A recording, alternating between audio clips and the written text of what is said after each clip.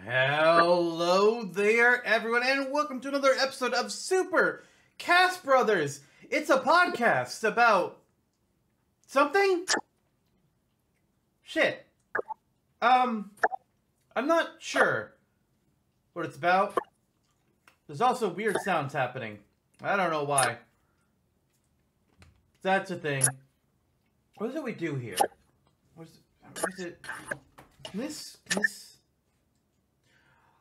Oh, right! It's a Smash Brothers scene podcast. So reminded to me by the mouse pad we have. Which I don't think is for sale. I think Jonno just made it. So, we don't have things to buy. Sorry if you thought we did. Not that anybody would want it. Except for us. Hi. What is Yoshi doing? Yoshi.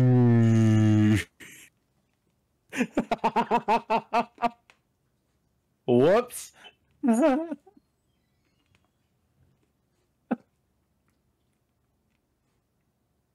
okay there? Yes. You got your headphones in? Doing more than fine. Yeah, I do. They're right here. Are they working? Yeah. Okay. Well, you're not wearing them, so I'm not sure how you hear me then if they're working. Oh, shit, bitch. I can hear everything. Nah, I don't believe that in the slightest. And all of you and me and you and that. Listen. Don't make me do this. Huh? What? What? What? I don't know what's happening anymore. I have no idea. I have no idea. Well, now that we've had a flub of an intro, yeah, it's a podcast. We're here for an episode. It's a non-topic. We have a topic. We're hopefully going to stay on topic because that is the kind of show we are doing. But if this isn't your first episode with us, you know how this is likely to go. We can't stay on. Well, I can stay. I can mostly. We can. Kind of depends. Dying. Kind of depends. I am dying. My dog is looking at me with concern, and so that I say, "Me too, buddy. Me too." Yeah, no, he is. It's great. Mm-hmm. Yeah. Like, are you okay? Awesome. It's like, no, I'm absolutely not okay. Have you seen the hospital bills? Bish, please. We can't stay on topic for anything. Nope. Not at all. Should bring Yoshi back over here. I don't know where the Yoshi amiibo is. So I'm just going to instead point to the giant Cubone. There it is. Giant Cubone. Alright, so... That's the Yoshi Store theme song.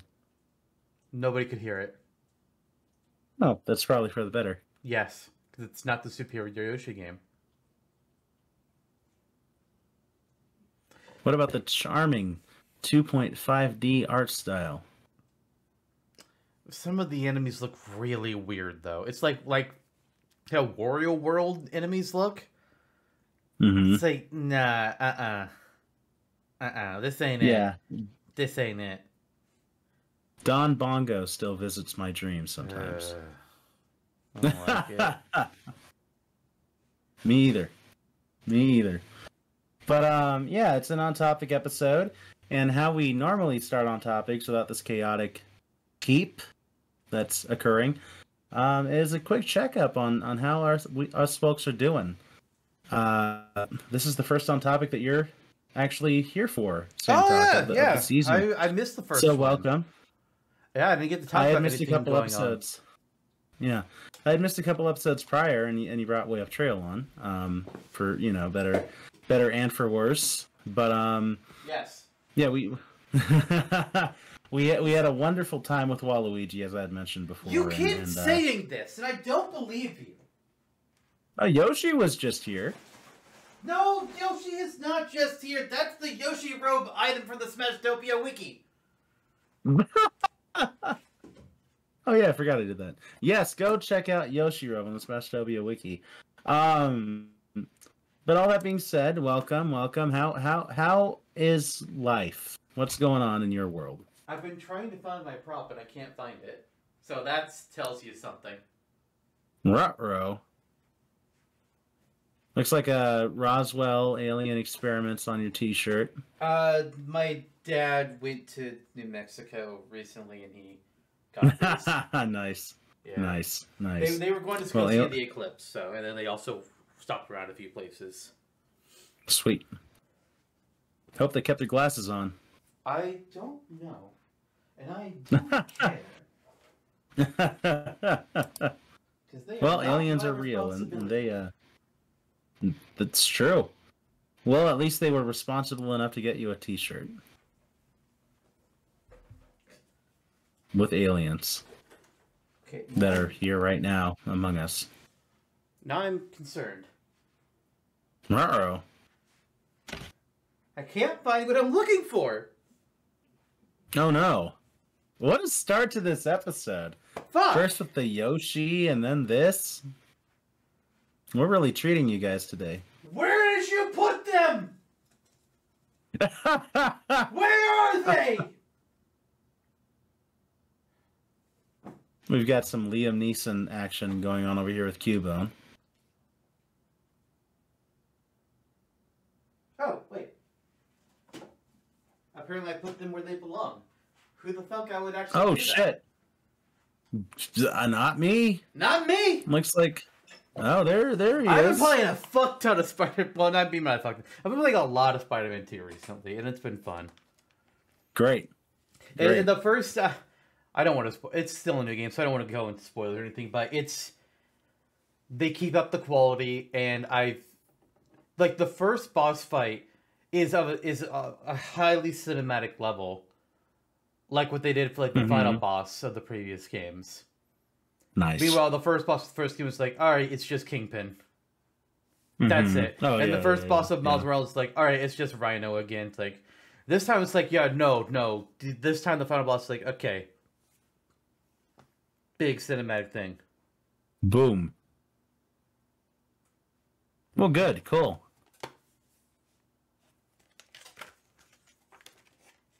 Oh, shit. You have a download code? Yeah. And I could have gotten two of the... I guess, like, I don't know if I can get two of the suits in-game early, which I haven't bought any of the suits because they cost points, and unlike the previous games, they don't have any powers attached to them. So, like, I'm not gonna fucking worry about them because these same points can be used to buy upgrades for my attacks and gadgets. So, no? Yeah. Yeah. Fuck that? Like, if they only cost tech points, it's like, okay, sure, I have like 700 of those. But anything that's like rare tech points or hero points, like, fuck no. You go to gadgets and abilities. Like, Jesus. But you get 2 free, huh? Yeah, and also I can get I could unlock the web grabber gadget early, which I already have. It's like, god damn it. That one's a good one. And then 3 free skill points, which is like, oh, that's actually the real draw.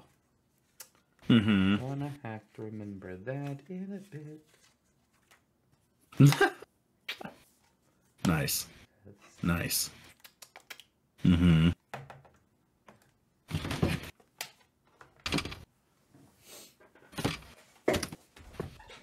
And the only... What else have I been doing?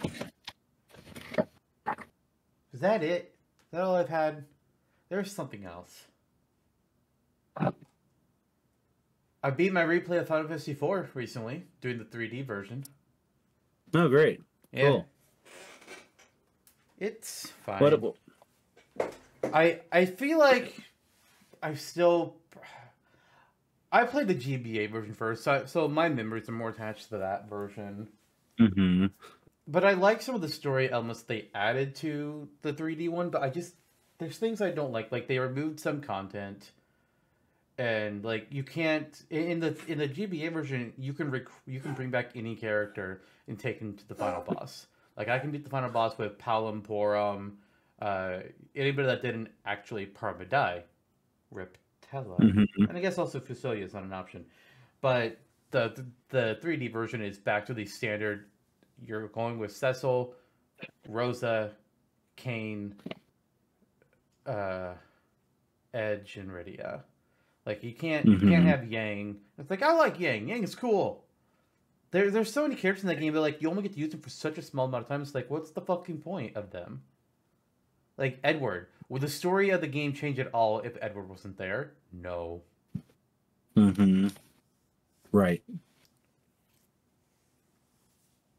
Interesting critique. I hadn't thought of that. The DS version was my first foray with the game, and so far the only full complete I've done of that game. So I'll have to go back and play the. I actually have GBA version right here in my wardrobe. GBA will actually be a lot easier because they upped the difficulty of bosses and gave them more HP in the 3D versions. And then also some the classic, hey, this weapon does extra damage with this, except no, it doesn't. But they fixed that in 3D, so that's nice. But then also the version I played was the version on Steam, which does not have some of the things from DS. Like anything to do with white is not in the Steam version.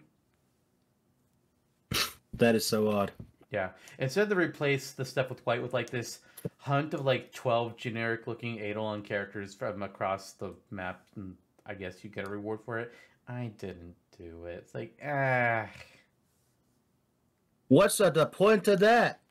Pretty much.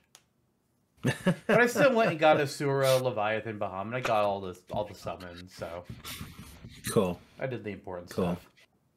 Mm-hmm. Most interesting. What a foray. On this end, I've been playing Super Mario Brothers Wonder. A decent amount. For me, a decent amount is still a few times a week, but it's sure better than what my usual gaming output looks like. I got Wonder. I haven't started it yet. Spider-Man was higher priority for me. And I also know like I am not great at platformers.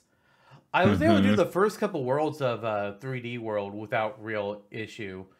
But then as I started getting into them, it's like, all right, I can't. I suck. I suck. I hear you. Not 3D World. What's it? 3D World? No, I'm not thinking. No, U. New Super Mario Bros. U is what I'm thinking of. That's the one it's not great. Gotcha. The overall Wonder is more forgiving in some aspects. Like where you could be lacking, you could bring in a badge. True. No time limit. Finally, thank goodness. That's a big plus. But yeah, it lives up to the hype. In every regard. Everything that hits you over the head, from the enemy variety, to just the way Mario moves and the way the world map set out. They finally took the time to make 2D Mario what it should be, as opposed to just churning it out and saying, "Oh yeah, it's 2D Mario, it'll sell." Emphasis on taking their time because they had no deadline. They've been up for yeah, we had as much time as we wanted, and we were basically told, "Have fun." Go nuts. It's like, okay. And a lot of that stuff that I never thought I would see in a Mario game. Like the Wonder Seeds are a crazy thing. Badges. It's like a skill tree kind of system, whatever. It's like, this isn't Mario. What the hell? My only worry about Wonder is if they're gonna start falling down the line of, well, every Mario game needs a gimmick now. Like the Wonder Seeds. It's like, no, you don't. You really don't need to do that, especially not for 2D Mario. It's great here, but not everything needs to be like, okay, what's our next big thing? What Mega Evolution, Z moves, Gigantamaxing, Terastalizing. It's the same, like the Pokemon problem. I hope they don't fall into that trap. They'll Terastalize next. Super Mario Brothers Crystal.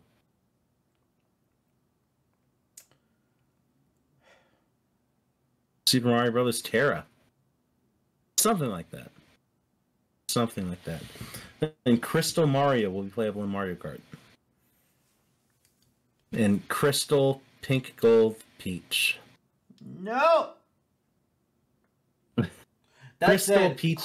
That said, I don't know what it would do. We're switching topics now because I don't know what the fuck you just said, but I don't like it. Whatever you said, I don't like what you said. I don't know what the power would be, but I'm imagining a Mario that is like kind of like how Metal Mario is like this shiny metal texture. Imagine that, but Mario is clear and he has like jagged crystals coming out of him. I don't know what this power does, but Crystal Mario actually sounds pretty cool. That sounds badass. Yeah. Let's do it. This sounds cool. I don't know what he does, but I like the visual I've got. Why do you have the DK bongos for Game? We do not have time to go over this. We have a fucking show to do. Okay, this. Thank God. I'm showing you what I was playing Super Mario Brothers Wonder with. No, you're not. They're not compatible with the Nintendo Switch. You clap every time you want to jump. Discord, thank you for not translating that audio through his mic. Love it. Noise suppression. Mwah. Zelda movie. So good. Zelda movie! Right! They announced a live-action Zelda movie, which I'm of two thoughts of. One, live-action? I thought everything should have just been animated and be by a different studio so you get a mix of styles would have been great. Live-action's going to be weird, though, because you're just so much more limited by what you can do live-action, but also Sony? I don't know if I'd have gone with Sony. I mean, not everything Sony has done has been bad, but their recent track record includes Morbius and Uncharted. Yes, it does. And what a time those were. Yeah. Tom Holland as Link. I mean, it wouldn't surprise me. I don't know who. I feel like it needs to be an unknown. It needs to be somebody that nobody knows. Ganondorf can be a known person. I don't know who it would be, but get somebody like established. It can. No, his face isn't right. I was thinking it was like who could play like the beat of Ganondorf, but I don't think they have the right appearance. It's unfortunate. But at the same time, what was our reaction to Mario being made by Illumination? Not great. So, if Nintendo and Miyamoto are going to keep as tight a leash on things as they did with that, and yes, sure, the Mario movie has its own issues from a technical movie standpoint, but at least it felt like a Mario movie. If they keep as tight a leash on Sony with Zelda, it'll at least be watchable. It'll at least be fun. I just don't know how you take a story like Zelda's story is to be and fit it into 2.5 hours. You have to do an original story. There's no way they can adapt something. No fucking way. We're not getting an Ocarina of Time here. Right. A lot of people have said, "Oh, they can adapt Ocarina. They can adapt A Link to the Past." Yeah, like I've always thought, even before we got a Mario movies, like if we ever get like a Zelda movie or a Zelda TV, maybe a TV show they could actually adapt. But for a movie, they can't adapt anything. Everything's too long for an adaptation. Because there's too many MacGuffins and locations you have to go to. And sure, you can cut some things out, but then you're just going to be cutting out large swaths. Unless, granted, I don't know the content of like all the Zeldas, but like the big ones I can think of. Actually, you know what? Skyward Sword has a lot of fluff that can cut. How many times do you go back through every area and fight the imprisoned again? 7? We don't need to do that. There you go. A movie of Adapt Skyward Sword. And hey, I could say that would probably be the best thing to ever come out of Skyward Sword. Will Ferrell will play Groose. Oh God. Oh God, why? Hey, it works. It works. Oh Lord. Oh Lord. Oh Lord.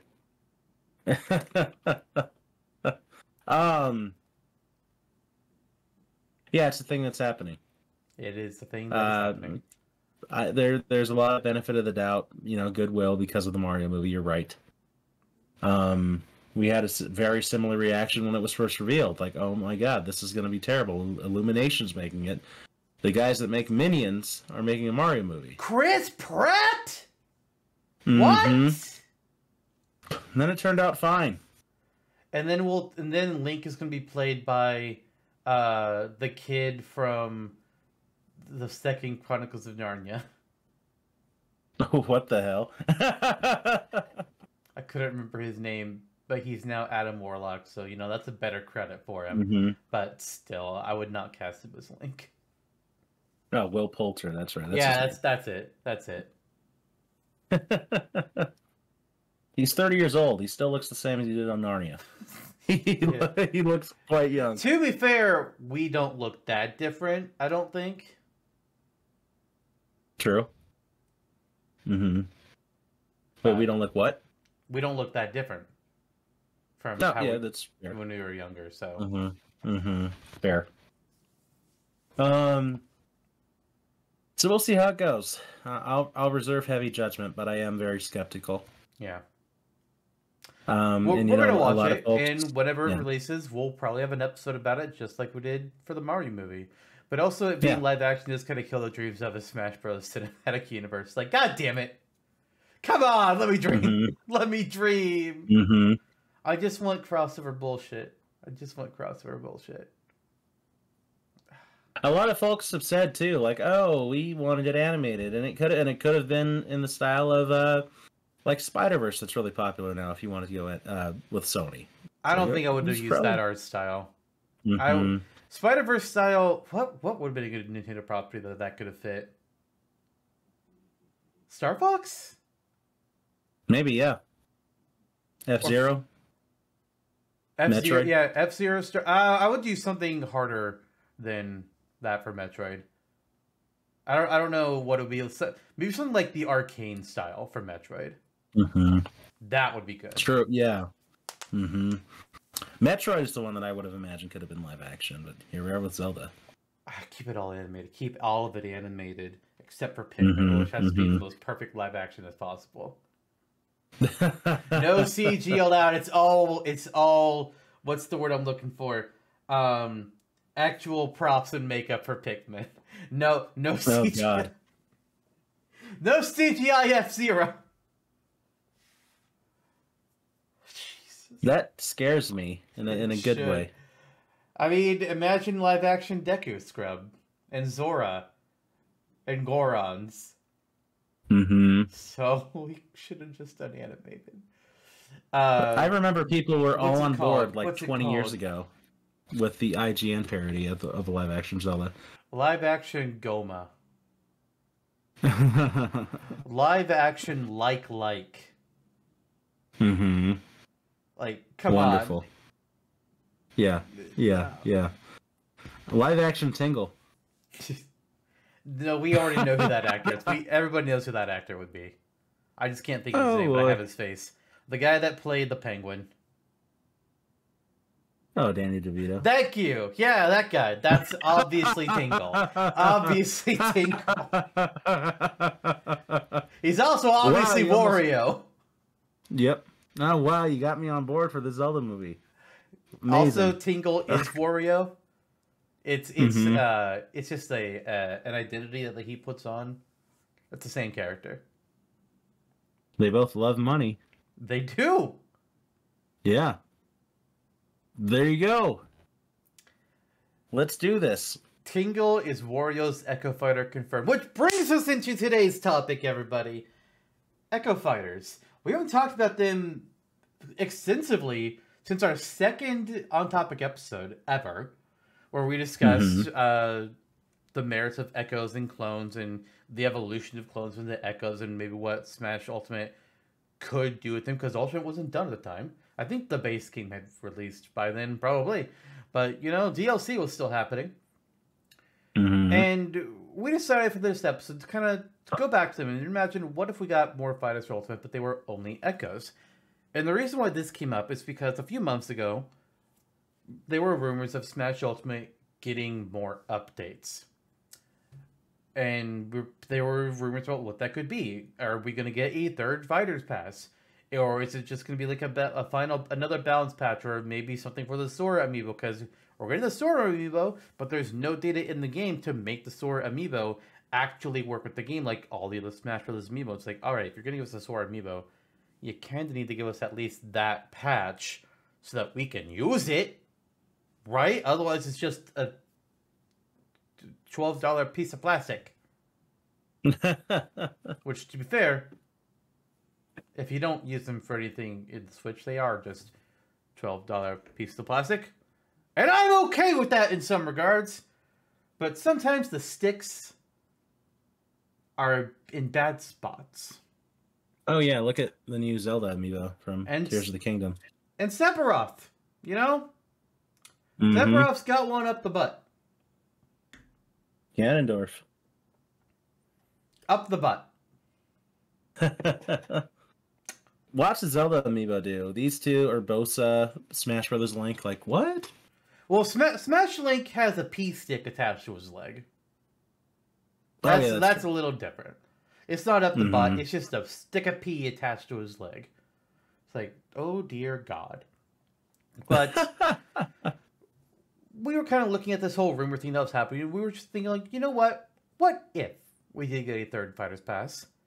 And in order to restrict ourselves to that, because we technically already discussed like a second Fighters Pass, and we came up with characters and stages and Mikas and whatnot. Back before we even knew that there was going to be a second Fighters Pass. I think we might have knew there was going to be a second one. We just didn't know who was on it yet. We already did that with brand new ideas. So we were just like, you know what, this time around, let's restrict ourselves to just Echoes. Only Echo Fighters for this new Fighters Pass. And who could we come up with? Who would they be echoes of? What stage might they bring with them? How they might be different, if at all, from their base character. Because some echoes are quite a bit more different than others. Kin tends to be considered the most different echo from what I've seen. Meanwhile, you have ones like Daisy, who has the exact same properties as Peach. It's like, okay, listen, Echo Fighters should have some things to set them apart. A little bit more weight, faster movement, something. They need to have some different properties, I feel. Otherwise, they're a costume. They're a costume. So we wanted to come up with a few for today's episode. And we decided to come up with 8. Smash Fighter passes had five characters in the first Fighters Pass, 6 in the second, but they were all unique ideas. And since these are all echoes, we kind of figured, yeah, we can do 8. Why not? Good. I mean, that's still going to be less effort than fucking Steve. Dear God. The amount of time they were working on that guy. Jesus. No other character... Forever and ever. No other character in Ultimate's DLC took as much time to work on as Steve. It's like, shit. It's almost surprising that he wasn't the final DLC just because of how much pain he was for them to work on. And anytime they bring him back, they have to do all that work with all the stages again. Oh, boy. Yeah. Wouldn't that be something? Yes. Smash Ultimate Deluxe. Everyone is here again. Except for Snake. Konami didn't want to put him in again. They're being realistic about it. So Snake is gone. But everyone else! No. Steve, why? Snake... Konami's trying with Snake again. They're trying to repair that relationship with David Hayter. Yeah. We'll see what happens. They're also trying with Silent Hill. I don't know if you've seen anything about Ascension, but it ain't good. It ain't good. Oh shit. But I have not. But yeah. Well, oh, I see now. Okay. Anyway. Yeah. We don't have enough time to talk about Silent Hill Ascension. Let me just say, if you're a fan of Silent Hill, I am sorry. I am so sorry.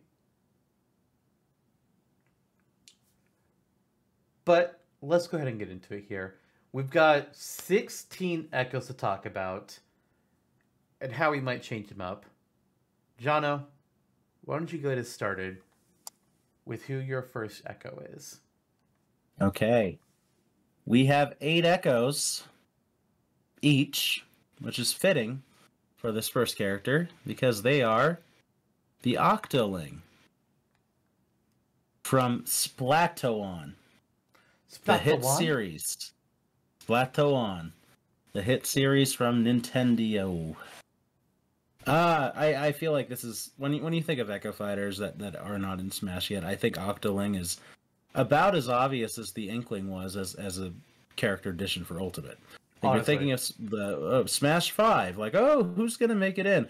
Inkling, first thing, and lo and behold, it was so obvious that Sakurai made that the trailer reveal for Ultimate. He tied it into Splatoon 1's opening and confused all of us. Not just that, but we knew Inkling would be in Smash before we knew we were getting a new Smash. Like that was the whole lead-in. It's like, oh, we need, like, obviously this character is so pertinent and the series is blown up. It's very clear. So here, perhaps more clear than any newcomer since, I don't know, at least like Brawl or Melee. Like it was that that straightforward. Like Smash 4, I guess you would say Shulk was probably the most guest new Nintendo character to get in, but there was also like a lot of franchises people were talking about. But with Ultimate, everybody was like, okay, if we're getting, like, hypothetically, we only got one new character, it was gonna be Inkling. It was going to be Inkling. Yeah, and even now, I mean, if we're gonna get one new Echo in Smash, you know, the sequel as DLC, whatever, Octoling is a fair bet. It's a fair bet. It's not as in stone as Inkling, but it is up there. I could easily see them going this route. I mean, Octoling could easily be a semi-clone or just a full-on character too, with all the different types of weapons you can pull into it. But I feel like Smash would probably go this route. Okay. With an Echo. I mean, it's sensible. It's more sensible than Dark Samus being an Echo, and we got that too. Yeah. Dark Samus. Yeah. Yeah. I hear you, buddy. But yeah, I figure you know, representing the other major race in Splatoon is a good bet. The series shows no signs of slowing down. We even got 2 on the Switch, as in 2 and 3 on the Switch. Yep. If we can expect the same, like perhaps 4 and 5 on the next console, then there's no reason to not assume so. So this series will continue to grow. So I feel like it's a natural choice for an Echo and a good start for an Echo's Pass. Makes sense to me. As far as what would be different, you could still change up some of their weapons. Again, as you say, look at Ken. Half of his special moves are different than Ryu's.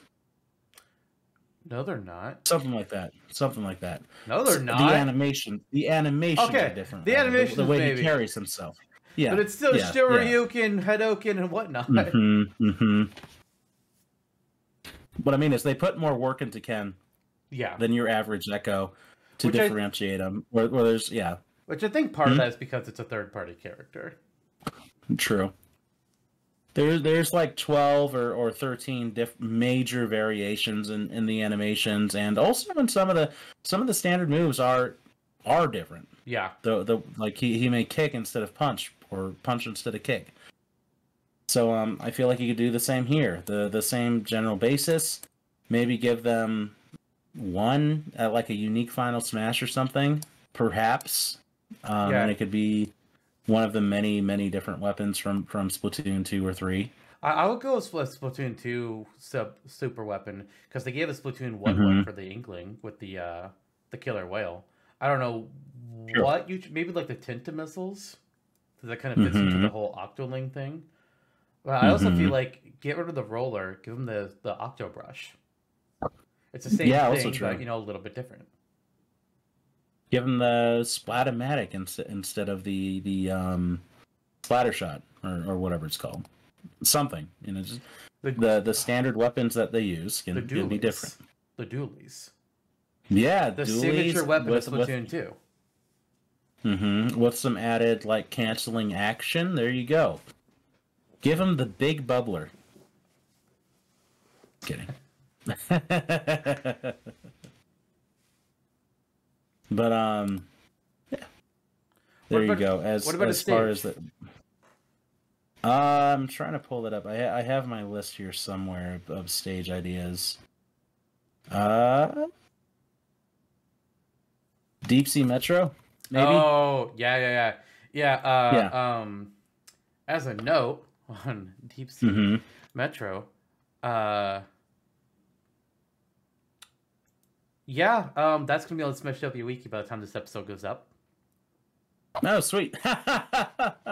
So if you want to know how Deep Sea Metro works as a stage, or the Octo expansion hub world, go to the Smashtopia Wiki and check out the Zantokian take. Yep.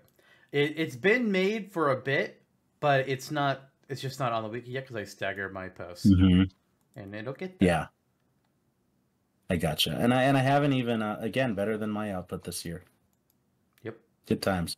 But I haven't I did not really write down any ideas for a spirit board or me costumes, but it just pulled from Splatoon 2 and 3. Sheldon me costume. It's really simple. Give me a Sheldon me costume.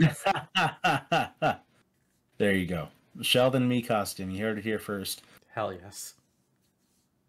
The idols from Splatoon 3 as spirits. There you go. Big Man. I love Big Man. Big Man is my friend and yours. Sure. I actually like Shiver the best of the three, but... Shiver's cool. Shiver's cool. Well, I guess we'll go into my first echo now. The only thing I want to say about my echoes before I begin is I held myself to some rules. First of all, I didn't want to have any franchise get more than one new character in this thing. So if I was doing Octoling, I would not have a second Splatoon character. Who that could even fucking be, I don't know. I also did not want to have any character that already has an Echo get a second Echo. We'll see what that could mean with some characters later on. And I also did not want to have any third-party character be an Echo of a first-party character. There are a few I considered at first. Like, there was the old thought of, well, is Byleth a repurposed Monster Hunter? It's like, oh, well, then make Monster Hunter be an Echo of Byleth. I didn't feel right. I feel like if a third-party character is going to be an Echo, it's going to be an Echo of, from their own series. That's the only way I feel like that would work. So I didn't do any of those. Some of my Echoes are going to be more interesting than others. Like you said, Octoling is a very standard one that a lot of people talk about. Oh, I forgot the other thing that I did. My other rule. Since this is hypotheticalizing a third Fighter's Pass for Ultimate, but taking into account what's already an Ultimate. So, Shadow, he's already an assist trophy. He's not going to be an Echo. Who's the other one I wanted to mention? There's somebody else. But I don't remember them. So, anybody that's already in the... Oh, Alf. He's already a costume of Olimar, so he can't be an Echo. They're out of the running here. Maybe if this was a Smash 6 discussion, they might be up here. But they're not. But much like how you have Octoling first as somebody that's a very natural choice that a lot of people would bring up, I have one of my own, and that is Black Shadow from F-Zero. It's what the people say. Give us a new clone of Captain Falcon that's Black Shadow, and then he can take Ganondorf's old moveset, or even make Echo of Ganondorf, and then Ganondorf can make his own thing. Well, I didn't want to make him a Echo of Ganondorf because of that whole thing, and also Ganondorf has been slowly being made a little bit more unique over time, and he does have a sword attack now, fucking finally, and Black Shadow doesn't have a sword. So Black Shadow is going to be an Echo of Captain Falcon. I don't imagine him being super different from Falcon. Change up a few properties here and there. Maybe make him somewhere in between a Falcon and Ganondorf kind of situation. Like how I can't think of who it is there's some characters that's like kind of like an echo of like two different characters that have kind of like merged or something. I can't think of who that is, but I thought there was somebody like that. Maybe I'm Mm-hmm. crazy, but essentially have Black Shadow be like some sort of a mix between the two, uh, and that's just basically how he would work as a fighter. Not a whole lot exciting, a whole lot different. There's not a whole lot that you can just like naturally pull from like you can with Octoling. He's Mm-hmm. there. He's himself. Give him the Black Bull for his final smash. It could work. Honestly, I would have to be the same concept as Captain Falcon's Blue Falcon, but it just comes at the screen from a different angle, perhaps. And that's how Mm-hmm. you can differentiate them. Maybe instead of like coming in from the side, it comes up from below and it smashes into them, or down from above. Just something like Right. that to make it a little bit different. But Falcon Punch, Shadow Punch, or like I had an old moveset form where I basically did make him like a clone type character, and they give him like Bull Charge. I think was his standard special, and he was basically just like more bull themed and then instead of being like fire and falcon themed. So you can just Mm-hmm. do that whole route. And then for his stage, it's hard to pick a stage for F-Zero because they've kind of already done every concept you can do for an F-Zero stage. There's the Mute City variant where you get taken to different parts of a track and then cars come in. There's the Big Blue variant where you are riding on top of the vehicles going on a sideways motion as a scrolling stage. And then there's the Mute City NES or SNES stage, which is the same thing where you're on the vehicles, but you're moving forward down the line. I don't Mm-hmm. know what kind of brand new concept you can do. It's all been done. But I'm gonna pick Casino Palace because it seemed like it's an interesting looking place. It's got a lot of different features to it, other than some of those stages that are already in that F Zero has. Not all of them are super that interesting. And I'm gonna make it be a Big Blue type because we don't have another Big Blue type stage, and Big Blue isn't an ultimate. I think. I I don't think it remember. is. Is it? Well, still, we don't have another stage of that type, and so fuck it. No, Casino you don't. Palace, we don't. Good, because they made Newport Aero Drive or Port Town Aero Drive rather, which was a new version of the Mute City stage. So Mm-hmm. Casino Palace as an echo of Big Blue. Oh, I sorry, I didn't mean that about Big Blue. Big Blue is an ultimate. Oh, It is okay. an ultimate. Well, Yeah, I yeah, yeah. stand by my choice. Good choice. Good choice. Bolt Charge is actually your down special, I think it's really humorous because it's a sub for Falcon Kick, and you have him, instead of kicking, he goes like this. He puts his fingers on his head like a bull and rushes forward.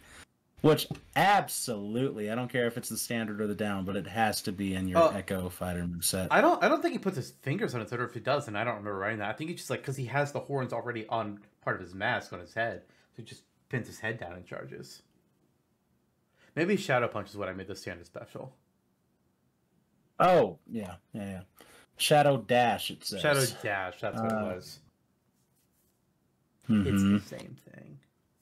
Yep, yep, yep. Cool. Cool, I support that. At this point, it's not a juncture to totally declone Ganondorf, but it is a nod to F-Zero, which is always good. Yep. So there we go. Laying the seeds for the next game, too. Oh yeah. Mm-hmm. So my next character is kind of keeping with the darker theme of your first reveal. From the depths of the underworld. That is Medusa from Kid Icarus. Okay.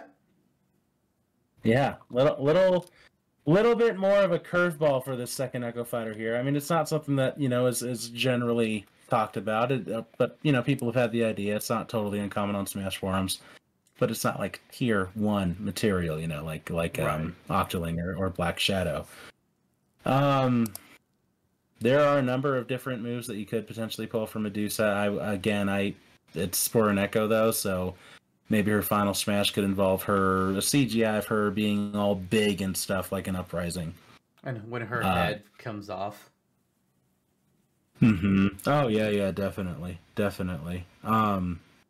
Yeah, in our Medusa moveset that we did on this show, actually, we have the head coming off. I think as an extra skill. Yeah, which is terrifying, and also a little Castlevania. Little Castlevania, that's right. Kid Icarus Nocturne coming soon. Imagine that. Yeah, it's Medusa, the classic character. Hold on 1 minute. From the underworld of Kid Icarus, here since the very beginning in the mid '80s with the first title. Sorry, got allergies. Unfortunately, Palutena was kind of sacked like the lamest possible version of her moveset from Smash 4 for Ultimate.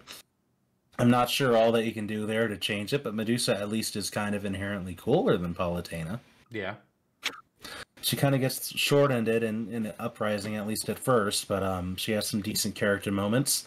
And I feel like the way that she expresses herself is quite different than Palutena. So, naturally... Oh boy. At least I'm muting myself when I cough. That's an upgrade. Yes. Speaking of... God damn. Fucking night. It gets worse at night, too. Night allergies. Never been allergic to nighttime before. That's a new one. So, yeah. She you can imagine she has dark wings instead of light ones. Or skeletal bat-like wings or something. She doesn't have wings, I don't think, at all in Uprising. So that's kind of a strange thought. But I don't think Palutena... Yeah. Does Palutena even use wings in Uprising? Do we see those at all? So, I mean, sure, give Medusa these scaly bat wings. Fuck yes. That'd be great. That'd be great.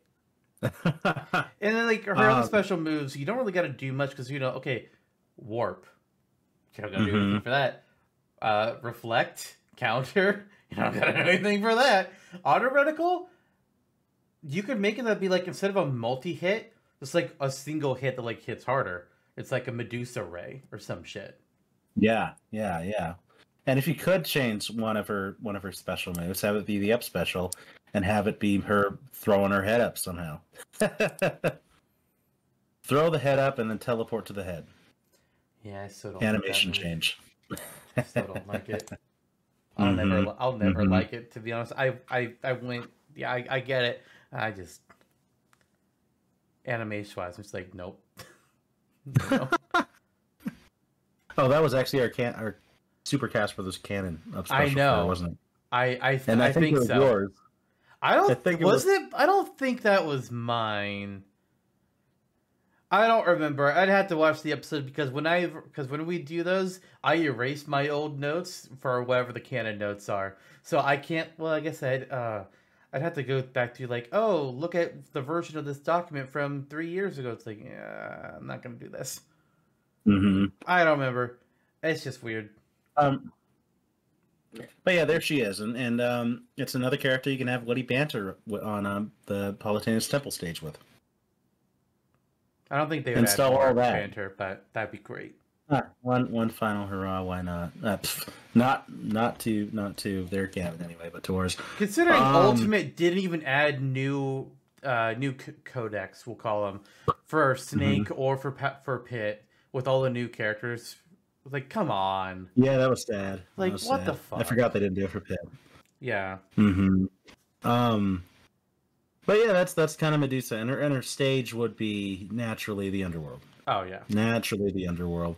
You can pull it up out of Uprising, or you can do like a cutesy 8-bit callback to some of the underworld stages in the original. Whichever way you kind of want to go. I kind of like the idea of it being a parallel to Skyworld that we already have in Smash. So being more of a 3D upgraded. I'm not entirely sure what that would look like, but I'm sure it would be great. I've always been proponent for having it be a 2D style, and that's what I made for the Smithsopia Wiki a couple years ago. But a 3D, yeah, that's fine too. Yeah, it's a nice little callback. But... Either which way. Either which way. The 2D might actually stand out more for this Echo's Pass, though. That's true. Mm. Let's go that way. Let's go that way, actually. Let's do that. All right. So for my second Echo, I'm just going to say, I was trying to think of an intro, but I'm just going to go for it. Louis from Pikmin. We can't do Alf because Alf is already a costume for Olimar. Otherwise, I would have Alf here because he represents, you know, technically a different part of Pikmin, kind of, sort of. Whereas Louis is just, you know, Olimar's work partner again. But Louis also has more appearances than Alf. It's like Alf and his crew did not come back from Pikmin 4, but Louis did. The little shit that he is. And he's also in Pikmin 3. Louis has become an antagonist. And it's wild. It is absolutely wild. But I figure, okay, Louis makes sense here. He can work a lot like Olimar does. You know, he'd be a little bit taller. Maybe give him... Let's make him a little bit faster, sure. Maybe give him... You know what? Since Olimar is Mario plus the L, just have Louis... mirror Luigi in that same way. He's taller and he has a little bit less traction with his running. Let's do that to start off because that'd be great. But then his specials, I mean, he's got the Pikmin mechanics, so he already has to be like very similar in that regard. But maybe he has... I don't remember how Olimar's Pikmin work, where it's just like, is it in a set order? I know in Brawl it wasn't. It was random. I think it was a set order as of Smash 4. I think they had changed that. So maybe with Louis, you go back to being in a random order, and kind of like how Steve gets different materials based on like where in a stage he is. Maybe you can get different Pikmin based on where you're plucking from a stage or something. Because hey, they've already got that tech there, so might as well use it for more than one character. I want to say try and do something with the Bulbmin. But I feel like that might be going a bit too far for an Echo. Otherwise, I would say, like, just go full-on Bulbmin, no actual Pikmin, because Louis is the king of monsters. Fuck it. And then Final Smash, I mean, you can either do the same thing as what they did with Olimar using End of Day, or you can have the Titan Dweevil or something in that regard sprout up and do some kind of an attack. That's crazy. That's crazy cool. I had actually not known that Louis goes that dark in Pikmin 4. I was simultaneously reading the wiki article while you were talking. I was like, wow, that's quite a turn. Louis is a piece of shit. Louis is a piece of shit. I have not seen much about Pikmin 4 yet. I know it's been a month. Pikmin's not a game that I'm good at. But it's a game that I think is really cool and I like to watch. But the Let's Player that I want to watch play Pikmin 4 has not finished it yet. So I need to wait until they finish it before I can watch it. But I know a little bit about it from Twilix and from reading a few things. And I think Louis would be great. I think Louis would be a good pick. I mean, at this point, I think Alf's time is kind of shot. He didn't come back from Pikmin 4, but Olimar and Louis did. And for my stage, even for Louis, I'm bringing in the Giant's Hearth from Pikmin 4. I considered the Hero's Highway because that's the most visually distinct location Pikmin has had. But it's also basically the Nintendo's living room stage again. So from that perspective, I was like, no. I also thought about what I really want to do, and I want to make this a stage someday regardless. The cave system from Pikmin 2. That whole mechanic. I want to make that into a stage somehow. I want to do something with that. But if we're making this a Fighters Pass 3, we're choosing Louis. Louis is going to be picked to represent Pikmin 4, not Pikmin 2. So we're getting a map from Pikmin 4. So it's going to be Giant's Hearth. Because, you know, it looks nice. And it's also got like this big grill as like its primary centerpiece. So you can do something with the grill as a hazard. Yeah, I do like how they got a little more real world and a little more real world with every Pikmin game, and then 4 comes along. And you're like, here's a grill. Here's a Game Boy. Pikmin 4, here's a house. It's like, start out there. Yeah. And apparently it's an alternate timeline to pick to the first 3 Pikmin games. Yeah, I'm not getting into that. Let's be real. Yeah. Let's be real. Nintendo at large doesn't care about timelines. They don't. There are very few franchises in Nintendo's lexicon that actually gives a shit about having an established timeline. And those games are Metroid and Fire. Yep. No, it's Metroid. It's just Metroid. Yeah. Yeah. Fire Emblem has callbacks to earlier games, like really strong callbacks, like an Awakening. But then it's like, where do all these continents align? And it's odd. And then Engage is like this whole separate thing.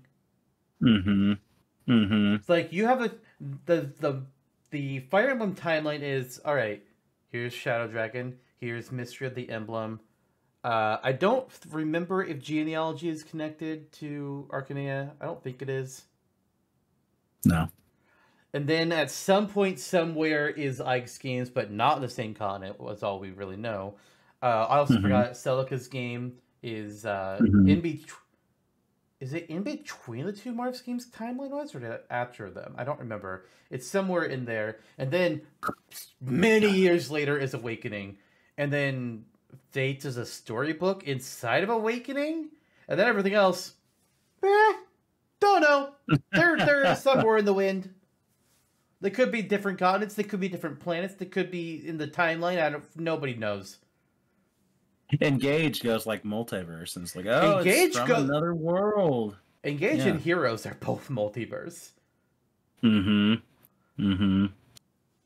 Odd. Yeah. When is the Mario? That's the next 2D Mario game, or just the next Mario game. It's Mario Multiverse.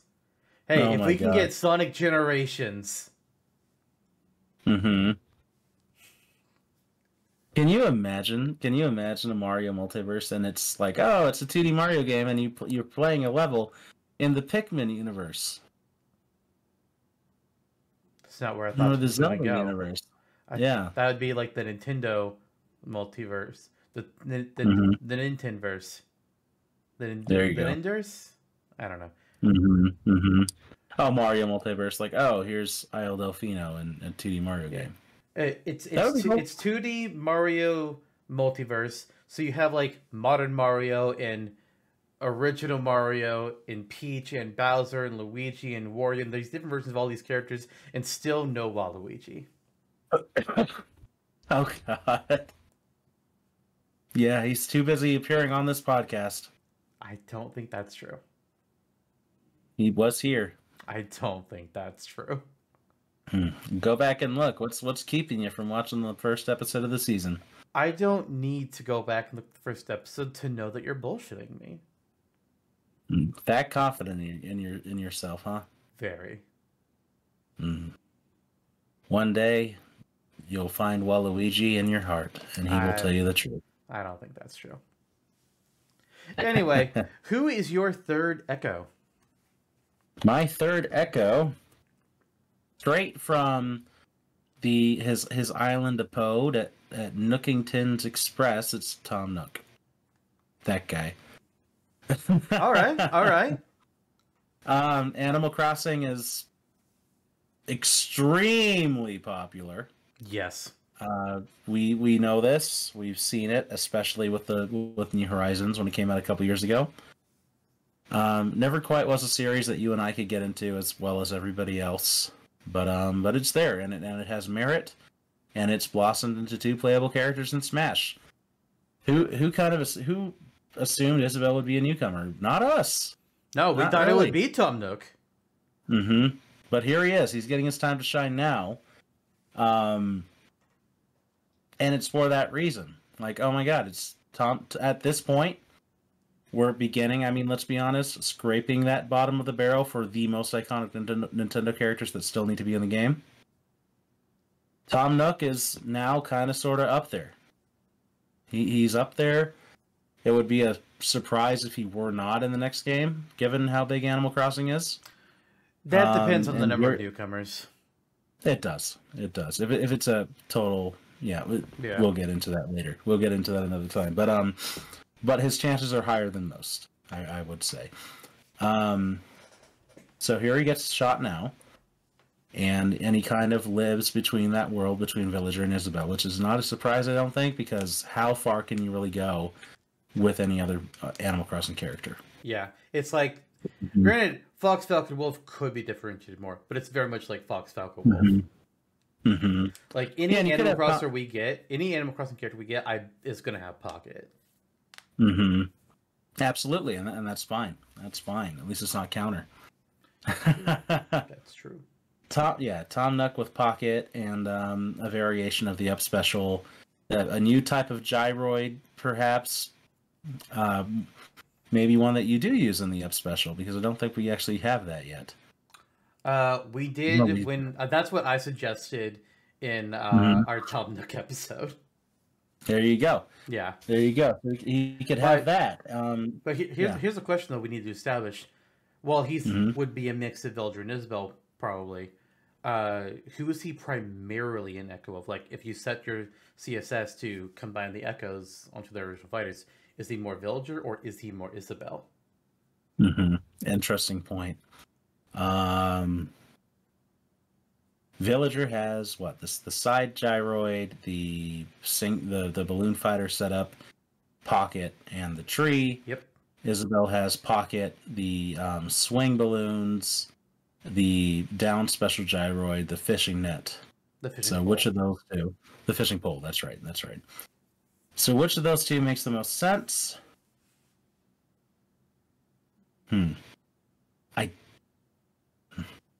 You really could go either way easily. Yeah. It's hard to say. Because mostly, I mean, he would be getting one or two new moves, but for the most part would be trapped into some mix of them. I feel like it needs to be Isabel, purely just based more on proportions. Okay, that's fair. Because if I remember right, the Animal Crossing Villager that we have in Smash is based more on the older Villager designs and not the more modern, taller villagers.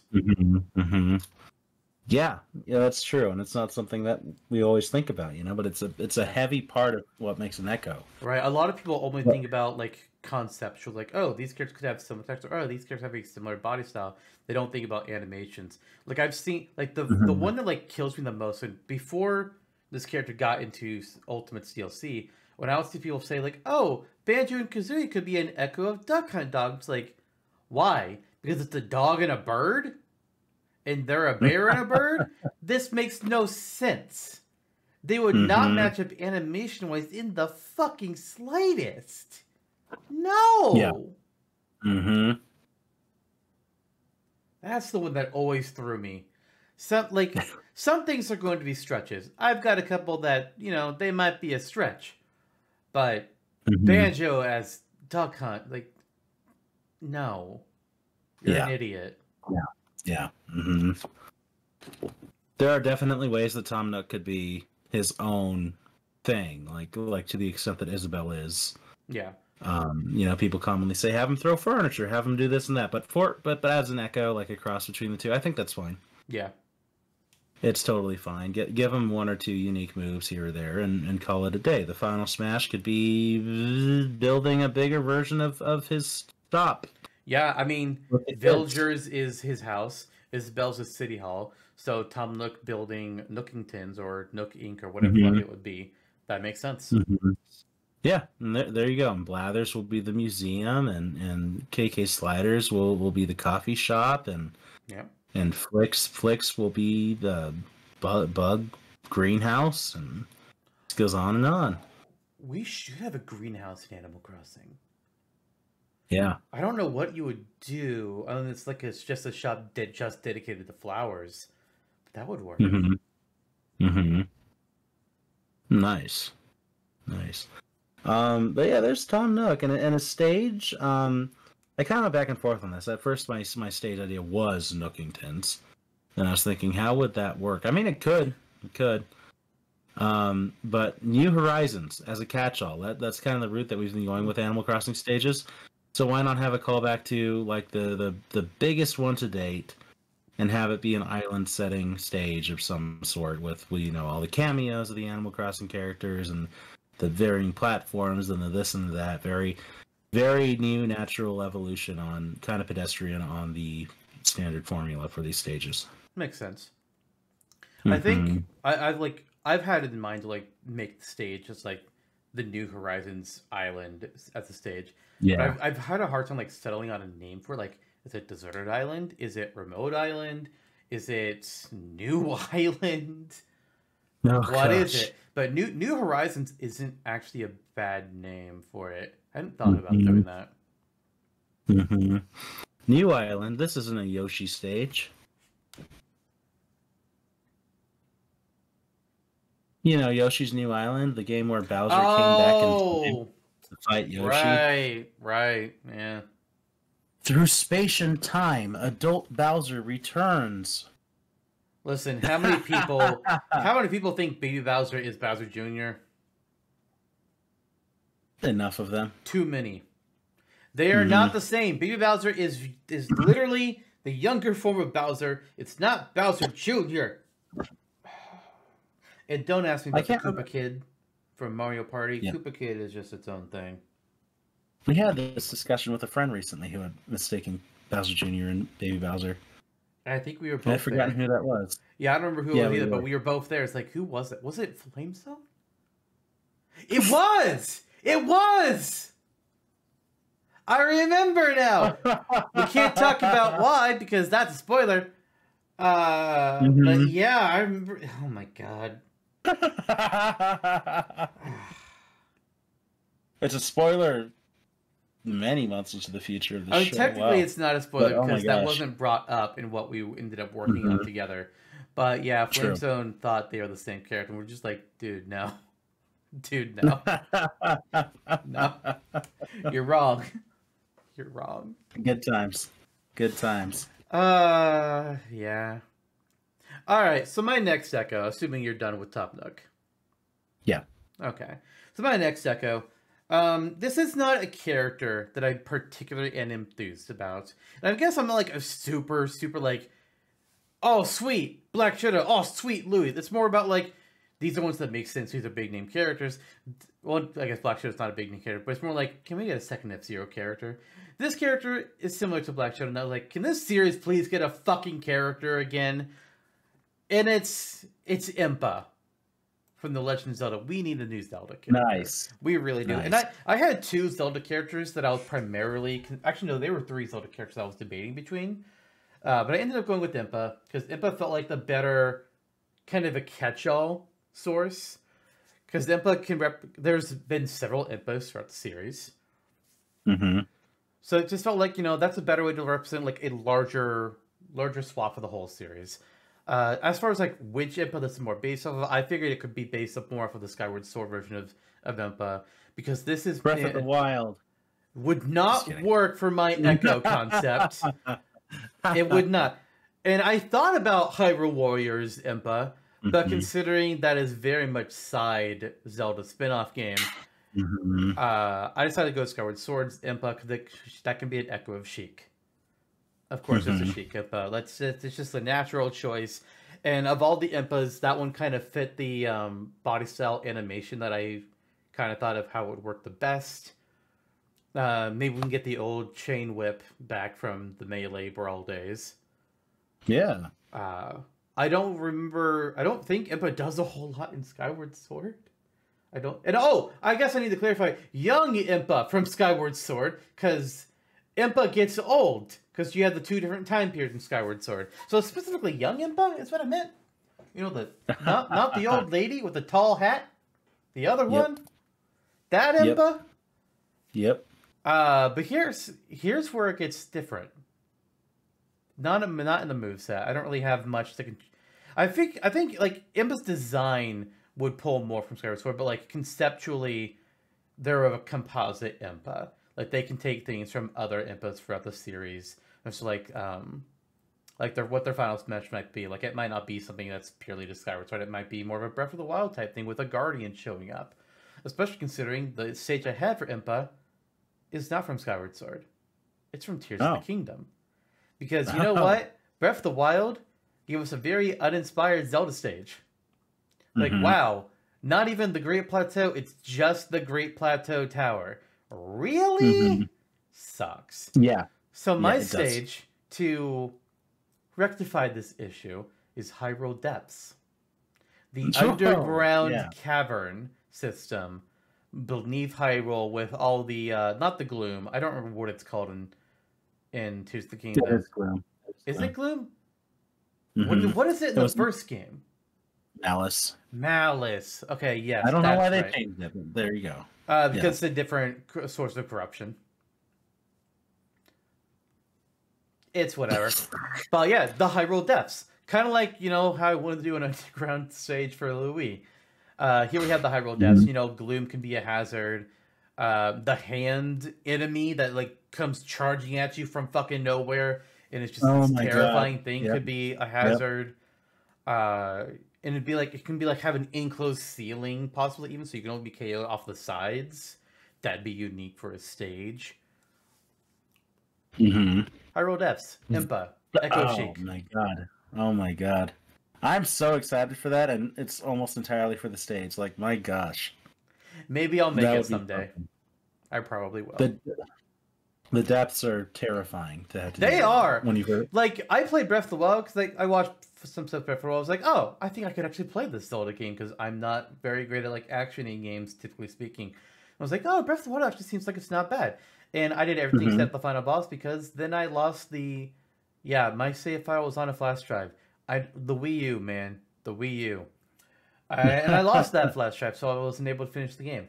But then I saw Tears of the Kingdom. I was like, all right, so can I play this one too? The Depths. Oh, I lose my health per... I don't think I'm going to play Tears of the Kingdom, gang. Have fun. Have fun. I'll watch it instead. There you go. Yeah, Impa is a good character to turn into this kind of thing, too. Yeah. I like the idea of it being a composite Impa. Kind of like we have a composite snake, which is weird, but a composite Impa would be pretty cool. Yeah. Skyward Sword is a popular design to draw from, kind of partially because it's badass and partially because, where the hell else would you pull it from? Hyrule Warriors. But Hyrule Warriors, as you said, is a side project. It's a spin-off, so this is the way to go, and I approved. Good work. So my next one, my fourth Echo. Another... Okay, so I mentioned how we're scraping towards the bottom of iconic Nintendo characters. Yes. This is one of them. At this point, it may be the one, and if it's not the one, it is damn close to being the one that we need remaining. It is Dixie Kong. Yes. From the Donkey Kong Country series of platforming games that started on the Super Nintendo Entertainment System. That gal made a comeback in Tropical Freeze. Still, as popular within her fan bases as ever. So let's do it. Let's pay tribute to a platforming icon and bring her in. I mean, I would be a little deflated, and I know everyone would be, because we want her so bad as her own character. But I will say this is better than nothing. Yeah. This is better than nothing. It canonically makes more sense for her to be a Diddy Kong Echo than, again, Dark Samus to be a Samus Echo. We're kind of here. So, I mean, and there's still elements you can change. Change the peanuts from the peanut pop gun to gumballs from the gumball for a gumball pop gun. Yeah. Turn her up special into the helicopter. You can at least afford to do that much. Yeah. And there you go. It can still mechanically work the same, even. Mostly. Mostly, yeah. Sans explosion. I was going to say Sans being able to, turn completely over to the fucking side. Also true. But then Monkey Flip and Banana Peel, those can stay the same. Yeah. The Final Smash would have to be something different. I'm not quite sure what yet. Could be as simple as, oh my god, she shoots everyone with the gumball pop guns, but from a singular stationary position at the center of the stage. Wow. She starts blowing up a really big bubble with her gum, Mm-hmm. and it just pops, dealing damage to everything nearby. It just sends like flicks of gum out. So it's a useful version of Puff Up. Yes. There you go. And as for her stage, there are so many that I had trouble bringing it down to just one stage idea because Donkey Kong Country is full of them. Yeah. The minecart madness almost made it, and then decided I didn't want to cry too much with it. Like, oh my gosh, that would be so. It would be great, but it would be nuts. I went with Bramble Blast from Donkey Kong Country 2. It's one of the really iconic original DKC trilogy stages. Yeah. Again, it's something to workshop because it's primarily known for barrels that shoot you everywhere and like vines that you have to avoid because they're spiky. But you pull that in and turn it into its own stationary stage. I feel like aesthetically it could be really cool. So you do something with that. Turn the vines into some sort of stage hazard. Maybe they come down every so often, and some you can climb and some you can't. Something like that. But I chose that in particular because it's from the game that she originated from. It's the game you could originally play as her as in, rather. Makes sense. So there we go. Dixie's here. Dixie Kong is one that's pretty much like you said. She's one of the biggest Nintendo icons left that is not in Smash. And if we had the option of having original characters in here, I would be like, why the fuck is she an Echo? She should be her own original character. But we were approaching this as like, this is a years later extra set of final characters, and they're all Echoes. So it's like, all right. In that respect, I'm not upset about Dixie being an Echo because at least she's in the game. But by God, by the time the next game comes around, if she's still an Echo, we're gonna have words. Yeah. This is her entry point. Yeah. Everything else from there, de-clone. Yes. And like what you said about the minecarts, I feel like minecarts are like the last Donkey Kong level type that's not represented in Smash. And I was like, we need something with minecarts in Smash. I don't know how the best way to do it, but that's what I would love to see the most. Give me something minecarty. Minecarts almost made it. I just didn't have the vision. Kind of like you and Epona being a playable character in Smash. I mean, I did make the Trunk Twister stage years ago, and it has a minecart element in it, so get fucked, bitch. No, you. Nah, thanks.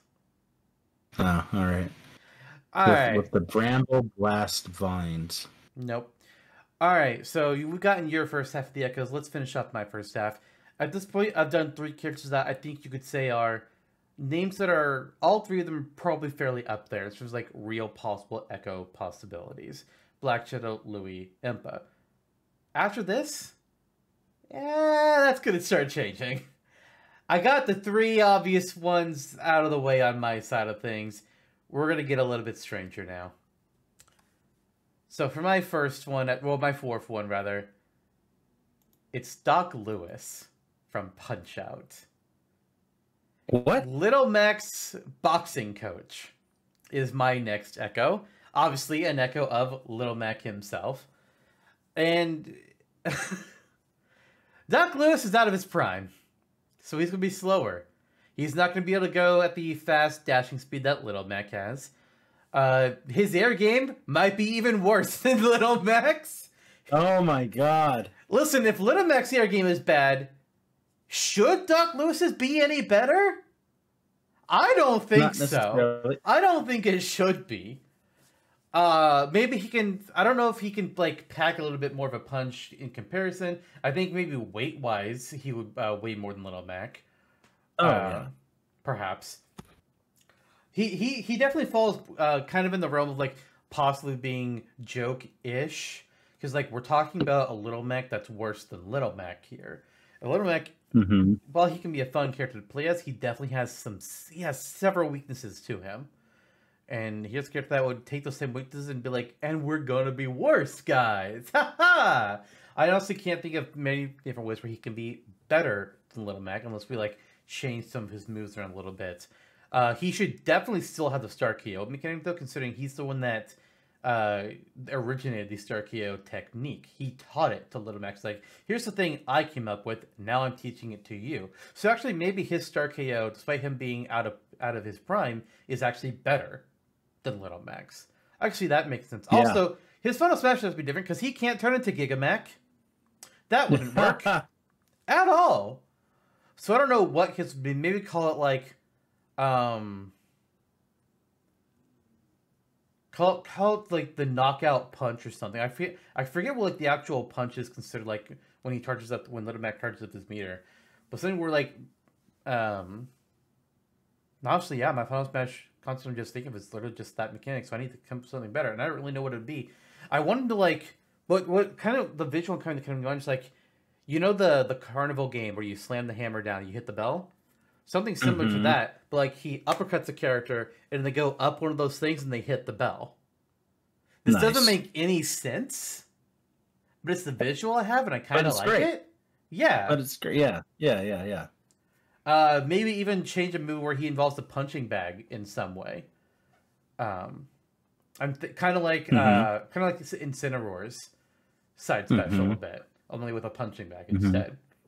Which, speaking of punching bags, our stage for Doc Lewis, because what the fuck can you do for a second Punch-Out stage? We already had the boxing, the boxing ring. What can you do for a second one? Well, I looked up footage of Punch-Out on Wii, and there is another location in those games, cinematically. The training gym, where he coaches Little Mac. Oh yeah. So make the boxing gym our second stage. And so the boxing gym stage, compared to the boxing ring, it's not going to have that big walk-off section to the end. It's going to be a lot shorter than that. It's going to be focusing more on the ring. We're not going to have those big lights overhead that you can deal with, that you can fight on top of. But there will, from time to time, be a punching bag that will like kind of lower itself down to the stage, and you can attack it, which will send it like bopping around, so it can then hit fighters. And also, something I was also considering is maybe like having a transition where you go outside the gym, and also it's just like this bike path outside, and you see somebody riding on a bike with another character chasing them from behind, like in the classic Punch-Out games. And the cutscene is also in Punch-Out Wii, where Doc Lewis is training Little Mac by riding on his bike and having him chase him. I don't know if that part would work too well on the stage, but you can definitely do the gym part at least. You could. What a twist. What a twist. I love Doc Lewis. I think he's a really funny guy to have as part of like the Punch-Out world. He's noticeably taller than Little Mac. Does that factor into like, is that a concern on your end, or not like, really? Because Little Mac is already hunched over, so I'm not bothered by it. Okay, I can kind of see it. Okay, I'm good with that. That's cool. That's fun. Kind of funny because there are nerfs that Little Mac very noticeably has that Doc Lewis has a little worse. Yeah, why not?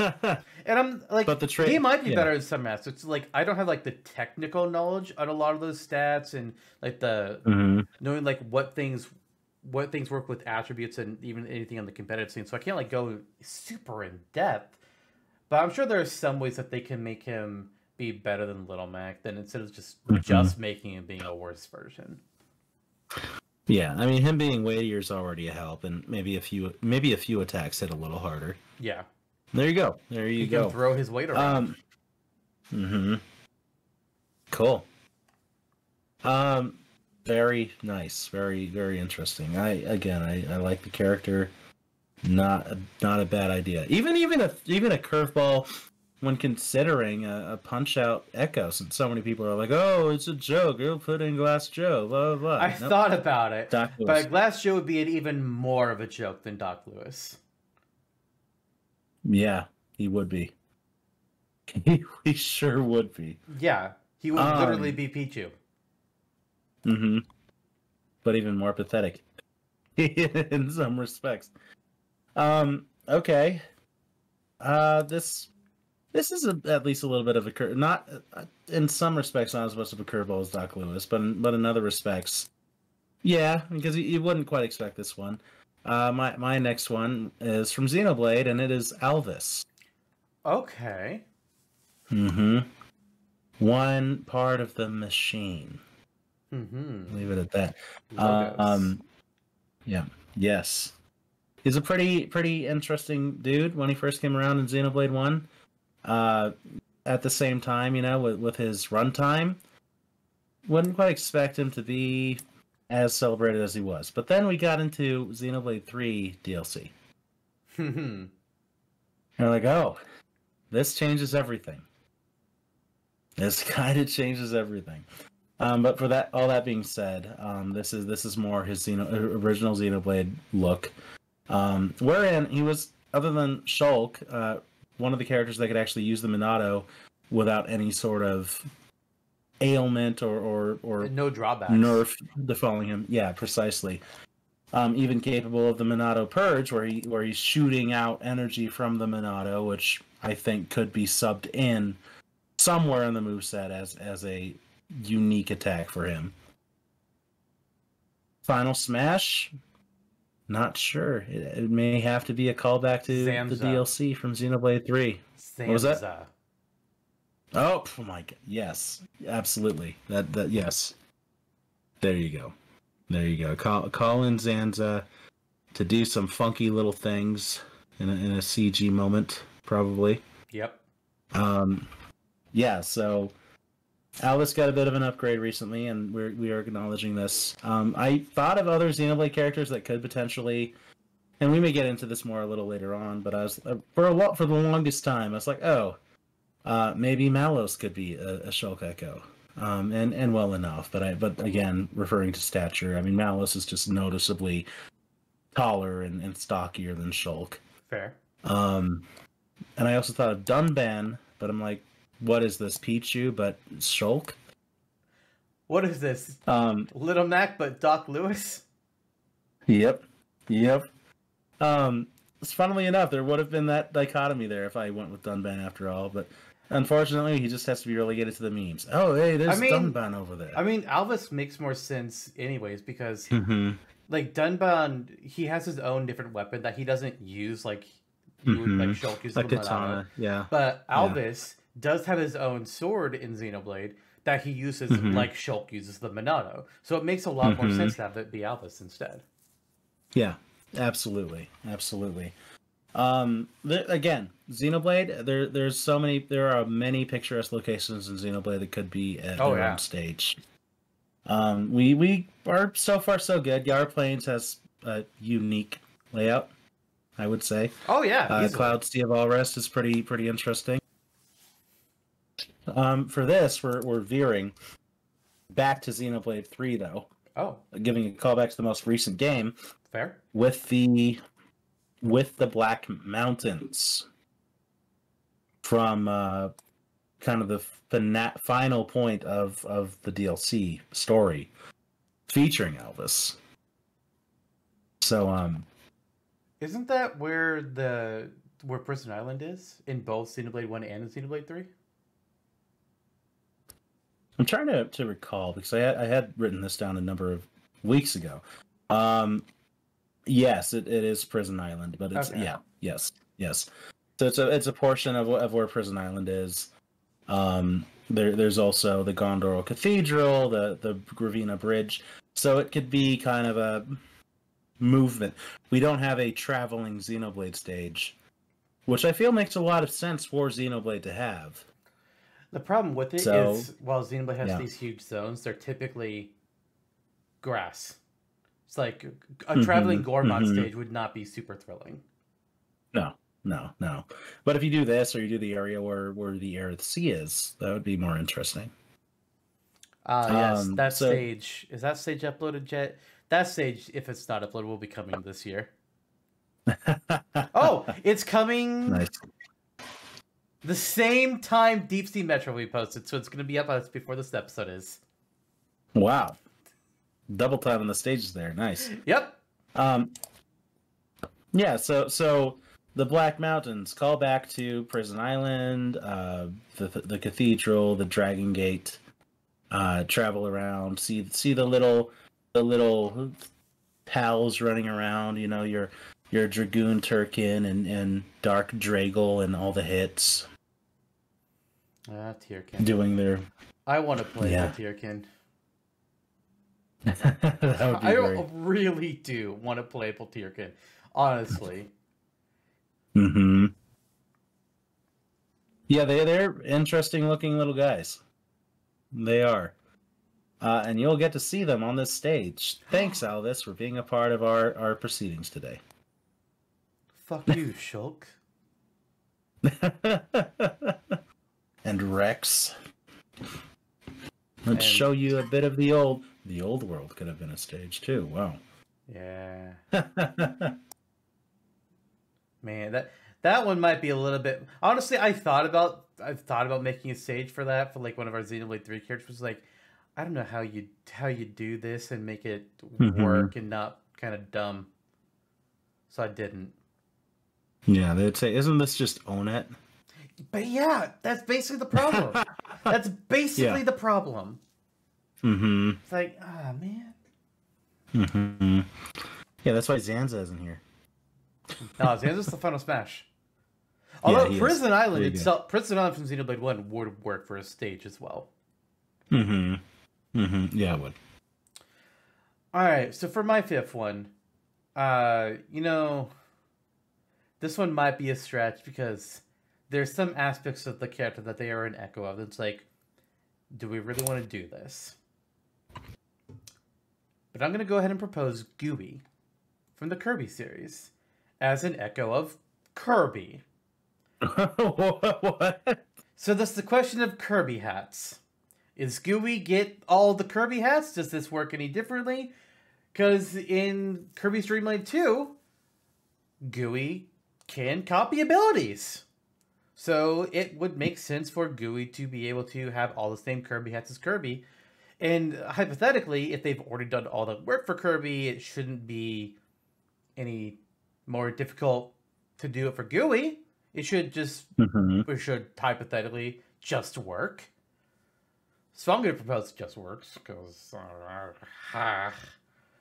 but instead of, like, sucking in enemies, he's going to use his tongue to, like, grab them at range and, like, pull them into his mouth. Instead of having, like, a hammer swing, he can, like, have his tongue be flipping it through and just swing it like a hammer.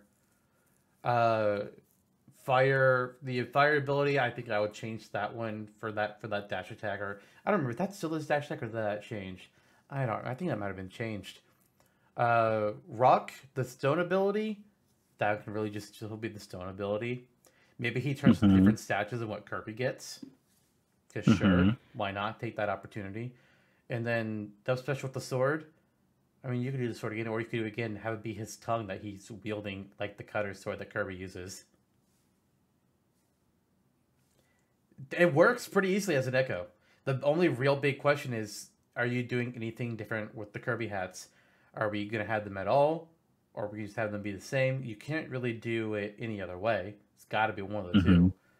And other attributes-wise, like, I don't think he would not get Kirby's infinite jumps. I don't think, even if he can do them in Kirby's Dream, I think we can make that be a little bit different. And, maybe he's a little bit heavier than Kirby is because he's not, like, all air. He's more of a goo. Gooey, yeah. He's canonically part of dark matter. So, Yes, yep. That works for me. What the hell? Part of it is I wanted another Kirby character, and Bandanity would not work as an echo. It wouldn't work. No. So now the superior Gooey comes into play. Huh. And, like, sure, you could do Dark Meta Knight or Galactonite, but why? Like, obviously, those are the choices for Meta Knight getting an echo, but if I could do them or I could do Gooey, I'm gonna go with Gooey. Totally. What a freaking curveball! Like, vastly more so than Doc Lewis, actually. But it works. The way that you explain it makes sense to me. Just and wait. and I like. Oh boy. I like Gooey, and so I'm not opposed to it. What would the stage be? So I wasn't really sure what to do for the stage for GUI, so I kind of just copped out and went with the Ripple Field, because that's what you did for GUI's Smashtopia character moveset. Oh, there you go. I tried to look at things to just pick something different to be more unique, especially since Ripple Field, the stage itself, isn't on the Smashtopia wiki yet. But Ripple Field is in both Kirby's Dream Land 2 and 3, which are the two games that GUI is a playable character in. It's like, alright, it really makes sense from this aspect. And nothing else I could really think of was really jumping out at me. I thought about just doing a stage from Kirby and the Forgotten Land, but GUI's not in that game. Whereas, like, you know, at least a version of Impa is in Tears of the Kingdom for Hyrule Depths. So I didn't really want to go with that route. So, like, sure, Ripple Field, I guess. Mm-hmm. Welcome to the ocean, GUI. Have some fun. That sound effect reminds me of another echo. Oh, Guiji? Mm-hmm. Yeah, Guiji's not on my list. I was like, not nah, on my list either. That's too low quality for me. Like, yeah, sure, it makes sense, but where's the fun in Guiji? Yeah, only in that he can go on the floor and move around like Helix from ARMS. Pass. Kind of it. My next one is actually is not made of goo. He's made of liquid. Chaos from Sonic 06? What the hell? Yeah, totally. What? I'm trying to think of what characters made of liquid and can be good echoes, and you should be more surprised that I thought of one that fast. Yeah, it was great. You did very well. You did very well. Good work. So, no, Liquid Snake. That he's not made of what? No, but his name is Liquid. He's 97% water. and clone to what, 70% Big Boss? I don't really know how that worked out. I mean, technically, he would be all of Big. Like, there was no mother. Yeah. Mm-hmm. So. Yep. Yeah, not like Genova. No. Mother. Gosh. So, the snake has finally come out of the hole. He's literally said that he is Solid Snake's shadow. So who better to be an Echo Snake than Liquid? Some say Big Boss. That could work. I love Big Boss, but they look so similar it would be kind of awkward. Yeah, I had both of them on my short list, but I would go with Liquid over Big Boss because like he's more visually distinct. Mm-hmm. Some say the boss, but then why? No. You know, the boss is legendary in her own right, but you don't play as her. She's prominent in this one game physically, and it's kind of done. So, Liquid it is. Some people say Venom Snake. Those people are interesting people. They sure are. I mean, Venom Snake would work as an echo to be more visually distinct than Big Boss. It's true. A little bit. But not over Liquid. Not over Liquid. And some say Raiden, which is, I think, the worst of all. As an echo of Snake? Mm-hmm. Yeah, they're like, oh, you play as him in that way, and sure, Metal Gear Solid 2, but... I mean, that's true, no. But if you're going to include Raiden, you're going with MGS5 and MGSR Raiden. Mm-hmm. Cyborg Ninja Raiden. Why wouldn't you? So, yeah, Liquid's here. Outer Haven is the stage, rather, and it's what you would expect. Massive battleship where Snake and Liquid Ocelot have their final battle in Metal Gear Solid 4. Sad for Ocelot. Yeah, you're pretty good. Liquid. Jesus Christ, that was actually pretty good. The lid didn't sound very good, but the quid I thought I did much better on. You did well enough to take over from Metal Gear 6. Hey, I'm down. Konami, let's talk. There you go. Keep David Hayter to the commercials for the collection. You got new blood, just like Nintendo with the Mario. Man, I miss Martin. Nothing against the new guy, but it's gonna be sad without Martinet. Mm-hmm. It's gonna be hard to get used to. Mario and Luigi sound good. Wario is gonna take some getting used to. Waluigi, we'll see where that goes. Waluigi may not come back. They may retire him. Take me out of this timeline if that's true. Waluigi's always welcome on this show. He was here already. No, he wasn't. So what Liquid looks fairly different from Snake. But what can you do like differently in the moveset? My idea was you really don't get a lot of Liquid using the different spy devices that you do as when you're playing a Solid Snake. He's mostly piloting Metal Gear, what was it, Ray, which was Final Smash. There you go. And he's using CQC. So if you bring him in as more of a physical fighter, give him some sort of like stronger grabs and better combos than Snake, possibly work that in like a super strong punch or something into his moveset. There you go. Metal Gear Ray is the Final Smash. Or would it be this which one is it? Is it Sahelanthropus in PS5? Yeah. Yeah. Do Sahelanthropus for his Final Smash. Okay. I'm down with that. Hey, that's still Liquid. Yep. And it still saw that thing. Yep. That thing is crazy. Good times. But there's Liquid. Metal Gear. It's more so about the brand for me. It's a big franchise. Lots of interesting stuff you can pull from, and this is an opportunity to do so that really wouldn't come around so often for Smash, because why on earth would you think of like, oh hey, here's another Metal Gear character when it's kind of still up in arms with even their parent company right now. Yeah. So here's a nod to what was, and still kind of a nod to Kojima through the shadows. All right. Well, my next one, I had three different Mario characters that were all up for consideration. I mean, well, I guess there were more than that, but there were three that were like really up there. I was like, okay, it's probably gonna be one of you, but which one? And all three of them were from like the classic older area of Mario. These are characters that like have existed for a long, long time back in the NES days. Were all three of the ones that I was debating between. But the one that I ended up selecting was somebody that has had a bit of a resurgence in recent years. Pauline.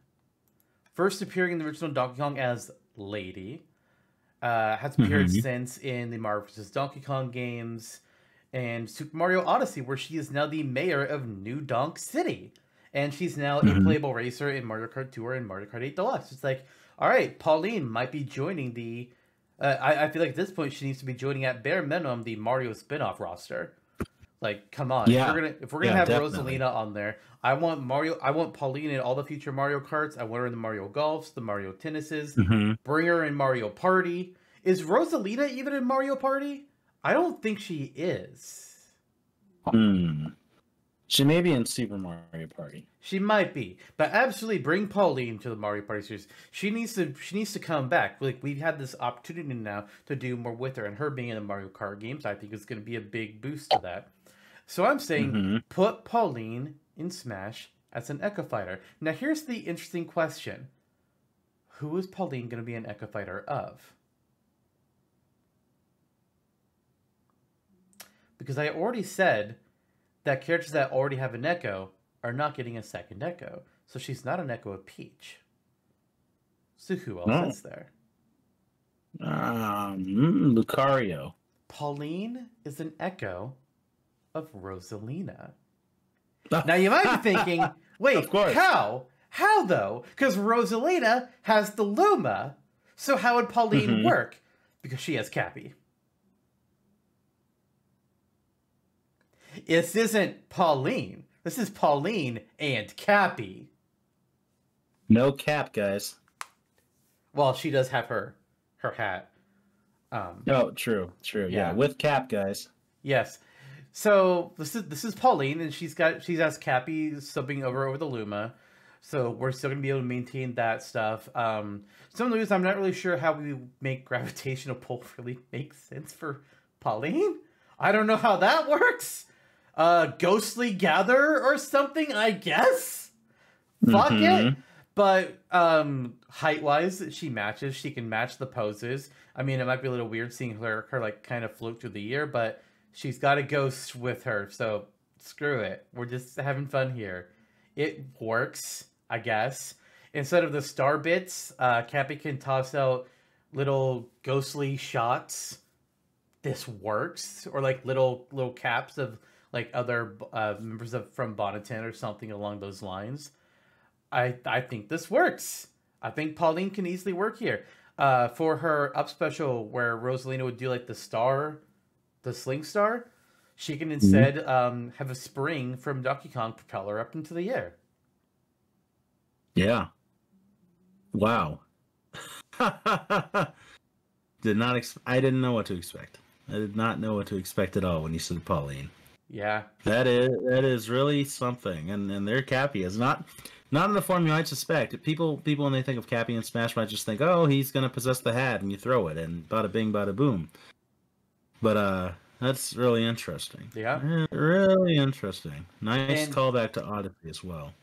It works out, because like I was trying to think like who I could do as a good new Mario character, and I had like I said, I had others I was considering, which maybe we'll get into later. But I wanted to try and figure out Pauline, but I didn't want it to have it be a Peach Echo, because like we've already got Daisy. And also like, well, she kind of matches the Rosalina, but there's the Luma. She's in Odyssey. Maybe Cappy can work there. Sure, why not? But then as for her stage, I mean, I can't do New Donk City because we already have New Donk City Hall representing Mario Odyssey in Smash Ultimate, which is another stage that Ultimate got that is really not the best choice. Like, really? Literally just the City Tower? What was with the selection of New Donk City Hall and Great Plateau Tower? Honestly. Yep. Honestly. So instead, her home stage is going to be Bonneton. Pulling for, still pulls from Odyssey, but it's more representative of Cappy. It works. I thought about doing something from the Mario vs. Donkey Kong games with the minis, but I was like, let's give Odyssey a second shot at having a stage, because they whiffed it on the first one, like the F. And as for how Bonneton works, well, it's already on the Smash Up Wiki, and it has been for a long time. It's shaped like a cap. It's like on top of that big cap tower, and the fog can rise and lower to obscure portions of the screen. Nice. Very good. And it has been on the Smash. We've got a lot of Smashtopia wiki representation today. Let's we do. Everybody make sure that you go check out that stage and make it happen. Yeah, I agree. I mean, New Donk City and Great Plateau Tower are both given the justice they should have already have with new representations from those like games or eras through your Echo Fighters, which is pretty cool and some poetic justice. I try. So I'm down for that. Also, Rosalina was in Mario Party Superstars and Super Mario Party and Mario Party 10 apparently. And Mario Party 10? Wow, okay. So let Pauline join that roster. Let Pauline join that roster. She's the oldest. She's been around the longest out of almost anyone. Bring her in. She's just as old as Mario and Donkey Kong. I would be happy to have her playable in the next Smash. She has her own unique thing, or however it comes around. But it works here. It really works here really well. Now on to the next one, I suppose. Yep. There's nothing prototypical about this choice. Proton John? Oh, yeah, no, Proto Man. Yeah, I guess there is, because he's the prototype of Mega Man, so it's in the name. It's true.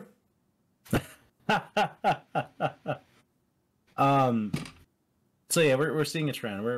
I brought in the second third party. Interesting that you haven't really gone that route with yours just yet. We'll see how that pans out with your final two. But in the meantime, a callback to classic Mega Man. They have similar proportions, but Proto Man has that big shield. Yep. So bring the shield in, and that is already plenty unique. Swap up some of his moves to look aesthetically different, like maybe Shadow Blade instead of Metal Blade or whatever. Callbacks to the games that he appears in, I think makes a good bit of sense. Yeah. Like all of his specials can be swapped out for something that's like, okay, it's a different Robot Master ability. The only thing that's different is Rush. I don't know exactly what you can replace Rush with unless you do something with let's you say the shield can propel it up into the air or something. Yep, either that or you change it entirely and have Beat do it or something. True, just have Beat. That works. Yeah, and there he is. I hadn't thought of the final smash and how that might be different at all, but because he can't summon every Mega Man, maybe he could summon every Proto Man. That'd be kind There's only one other Proto Man, but yeah, I'm in for it. Protoman.exe. Yeah, Protoman.exe, and then I would Zero say and Base appear. I mean, I was going to say Zero and Base, but Zero and Base. Actually, I don't think Base is Zero and Zero is. I'm pretty sure he makes an appearance in the Ultimate's version of Mega Man's Final Smash. I think they bring in Proto Man, Base, and Zero are all in that one. Oh, do they? Oh, I can't remember for sure. I'd have to look, which I am now going to, because I'm here. Yes, you are. Let's see here. Because I know they added characters to it from its version in Smash 4. I just don't remember all of them. They called it Mega Legends is what... Oh, wait, here it is. Proto Man and Base now appear in it, but not Zero. Interesting choice. I guess because Zero's an AT. Yeah. And Proto Man and Base are more Mega Man than Zero is. So that makes more sense. Yeah. Base would have been an amazing choice too. Yeah, but like you could still have it like. Oh, would this? We're not gonna say this disqualifies Proto Man from being an Echo because Crom is a thing. I thought about that. I was like, oh shit! Wait a minute. Wait, no, Crom. We have an excuse. Crom is a thing. But you could have Zero and Proto Man.exe both appear in maybe Rogue from the Star Force games. True. Looking up to see what Rogue looks like, just for the heck of it. Cool looking individual. Okay, yeah, there you go. I think simple enough. I wasn't really quite sure what stage to go with because we already have Wily Castle with the Yellow Devil. So I went with something that I am pretty damn sure is off kilter, but I went with Gemini Man stage from Mega Man 3 as an idea. Oh, okay. Kind of swapped out for Gemini Space because I think Gemini Man is a little weird because you get into that section where he appears and like bursts the top off of that base, and then you go in and there's like weird platforms that glow and shit. And you're like, what is this? Yeah, turn that into a stage. It really looks pleasing to the eye. Okay. And then which Mega Man game is that? Mega Man 3. Okay. I don't... Mega Man 3. I know the Battle Network games, and I know the Star Wars games. I now know the Legends games. Okay. I don't know the Classic X games. That's truly... well, actually, I don't know who knows knowledge on the classics. I take it you do you know the game Life Force at all? No. Okay, it's R-type or something like a DNA strand world, basically. Okay. It's interesting to look at. There you navigate a bunch of little platforms. It's a neat stage. There's water elements. There's a lot you could pull from with a layout. I may actually want to make this as a stage for the Smashtopia wiki. Trying to see if I can find it. Gemini Man stage. Huh. Well, there's only one picture. Oh no, I guess there's really only one picture of it on the Mega Man wiki. that doesn't give me much of a view. Thanks, Mm-hmm. guys. But all right. Yep. All right. Yep. I honestly There you don't know go. what I'll do for a second stage from Classic Mega Man. Because, I mean, unless it's like a different Wily Castle or like King's Castle or something. I don't know. Yeah, I wanted to get different with it because it's not going to happen to begin with, so you may as well. Yeah. Yeah. All right. Well, my second to last one, I really, really wanted to do an Echo from the series. Not because I think the series needs another character. It doesn't. But I just really wanted to. I wanted. I was like, what can this franchise do for Echoes? Because they're a bit more difficult to come up with. But then I was like, oh, you are perfect. I'm shocked they're not on your list unless they're your final character. But I absolutely had to include Screamtail from Pokemon Scarlet and Violet. I really wanted a Pokemon Echo. There were a couple of them I was debating between. It was really between Screamtail and a different one though. Like there was like two top choices. Like, which one do I want to do? I was like, no, we're going to go with Screamtail because Screamtail would be so much funnier to do. So it's basically Jigglypuff with a big old hair tail. That's the Pokemon. That's it. That's the thing. How would they be different? I think they're a little bit bigger than Jigglypuff. So, a bit of a size increase. Beyond that, a little bit heavier, but they can still keep their multiple jumps, unlike Gooey. They still have great air control. Instead of Sing, I think they should actually get Hyper Voice instead. So instead of putting an opponent to sleep, because their name is Screamtail, and they're more feral looking, so give them like a Hyper Voice attack, and they just knock people away from them. More damage based on how close you are at the start of the attack. The further away you are, less damage, less knockback. And it's just like Scream, and then it's done. And then the rest of it, I mean, rollout can still be rollout. Pound, man, I wish Pound could change. Maybe Pound could change because Pound is dumb. Maybe Pound can be turned into Tail Whip. You spin your hair tail thing. Why the hell not? And then hair back and forth. Yeah. What's the other move? What am I forgetting? Oh, Rest. I guess Rest can stay? I don't know. Jigglypuff's moveset has always been weird. It's like one of the strangest movesets of all. Yeah. But instead of a soothing voice to sing you to sleep, you get... Thank you, Discord, once again, for suppressing that sound. Sorry. Discord, thank you once again for suppressing that sound. It did not. Yes, it did! Yes, it did! What? How does it not recognize that this is my voice? It's because you're like going high pitched with a scream, and so the Discord audio suppression is like, that ain't a voice. Imperfect. No, let's do it one more time. It caught like the start of like, and then it trailed off. Discord, I love you. Thank you so much.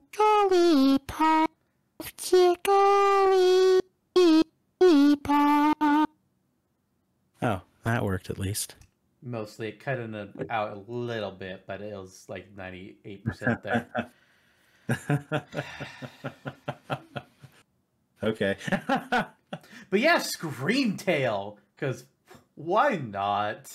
Why didn't I think of that? Because you're an idiot. You're an idiot. Yeah. It's also a real cheap and easy way to give us some Gen 9 representation. Without having to go like, hey, look, fire type starter. Ha! Oh my god. Actually, that would be interesting in this gen, but no, my god, no. Yeah. As for the stage, it's Area 0. There are only like two places that stand out to me as like great stages for Gen 9. Area 0 and then like a Team Star base. Area 0 makes way more sense for Screamtail, considering Screamtail is a Paradox Pokemon that is only found in Area 0. Isn't that where you fight those dead dead people? Yes. Oh wow, interesting. Okay, I'm down with that. Good. Screamtail it is. What a vibe. So we're at our final characters now, I think. We are. Holy cow. So they're before we get into it, maybe we can quiz each other like on were there like honorable mentions maybe of echoes who could have made it but didn't to our lists. I can name some. Yeah. Give us one off the top of the dome. You want me? Do you want to give one first, since you started out, or? Yeah, we could do that. Okay. We could do that. So one that was on my list was Great Tiger. Okay. From Punch Out. All right. The Middle Eastern boxer that we talked about in the Smasher Dash actually once before. And I tried to make a move for him earlier in the year, but I couldn't come up with the ideas I liked enough for it, so I dropped the idea. Yeah. And part of it was I couldn't come up with a stage for him, and I kind of wanted to for every Echo. Then the boxing gym is perfect for Doc Lewis. It could be secondary for about anyone, so I'm like, oh, well, that could have worked. But how he would be different? He would have much better air game than Little Mac. Oh yeah, because he has the flying carpet, and he has this illusion technique he can use in lieu of a standard counter. He would be like a cooler, maybe he doesn't hit as hard in some attacks to balance it out, but he would be like a cooler version of Little Mac that you could, because he's able to be used better. Poor Little Mac. I know. Like, he absolutely deserved his place in Smash. He absolutely deserved it. And his moveset does make sense for who he is, but unfortunately it just makes him not very usable. Mm-hmm. I love playing as him because when you get in those cheap shots as Mac, they feel really good. Oh yeah. But you're not really gonna win in the fight against Kelly, let's say, if you're playing as Mac. You're not gonna win against Kelly. Anyway. Yeah. Yeah. There have been a few times we've gotten wins against Kelly, but overall, Kelly kicks ass. Kelly versus Sakurai. Let's go. Sakurai's gonna need that two different controller candy cap. Yep. So there's one from me. All right. You brought up you brought up the idea. Was like, oh, you don't have anything from Mega Man. That's kind of strange. It's like, I don't. But if I did, one of the ones I had on my short list here was Bass. I was actually going to go Bass over Proto Man because I thought visually he would be more distinct. Mm-hmm. Other than that, I mean, again, you just swap out the robot master weapons for different weapons. And instead of having Rush, he has Treble, his dog. Yeah. That would have worked even better in that respect. I just didn't think of Bass. Maybe it's because Proto Man is red, so he stands out more in my mind more with that bright. He's also more iconic. Mm-hmm. Even though I'm pretty sure you play as Bass multiple times, so the series. Bass played a few different games. There's one that's called Mega Man and Bass. Yeah, there is. That's where it makes more sense in Japan. Rockman and Bass. Boom. I mean, Rockman, Roll, Blues. Roll, yep. It's kind of an interesting choice, actually. They localized it that way. Looking at my big list here, because I know we're not going to have time to go through all of them. Oh, I thought this was one that stuck along for probably longer than it should, but another third-party choice was Trevor Belmont. Okay. If I had like a huge bank where I started, and Trevor and Leon were both considerations. It was like, if it's going to be a Belmont, it's absolutely Trevor. If only because, well, anime promotion, people know who Trevor is. And that's what I was thinking. Like, oh, you can promote the anime this way, and there are still ways. He's a very forward fighter in the show. You could draw from some of that, kind of like they did with like I did with Liquid, rather. Would have been interesting, but like you said, one of your personal rules was don't make an echo of someone who already has an echo. Richter and Simon are already each other's echoes. It felt weird, even though I love Castlevania. It felt weird to me to have Trevor there. Yeah. Yeah. Otherwise, if I could have reasoned with it in my brain, he would have been here. But I couldn't have. Yeah. Mm-hmm. Another Zelda character I considered was Ravio, who would have been an echo of young Link, Mm-hmm. specifically. I mean, hypothetically, he really could echo off of any of the Links, but I felt like young Link would fit better for his stature. But I didn't go with Mm-hmm. it because, spoiler alert, Ravio is another Link. Yeah. Ah. Yeah. Yeah. Yeah. So I didn't. Impa is more unique in that regard. There you go.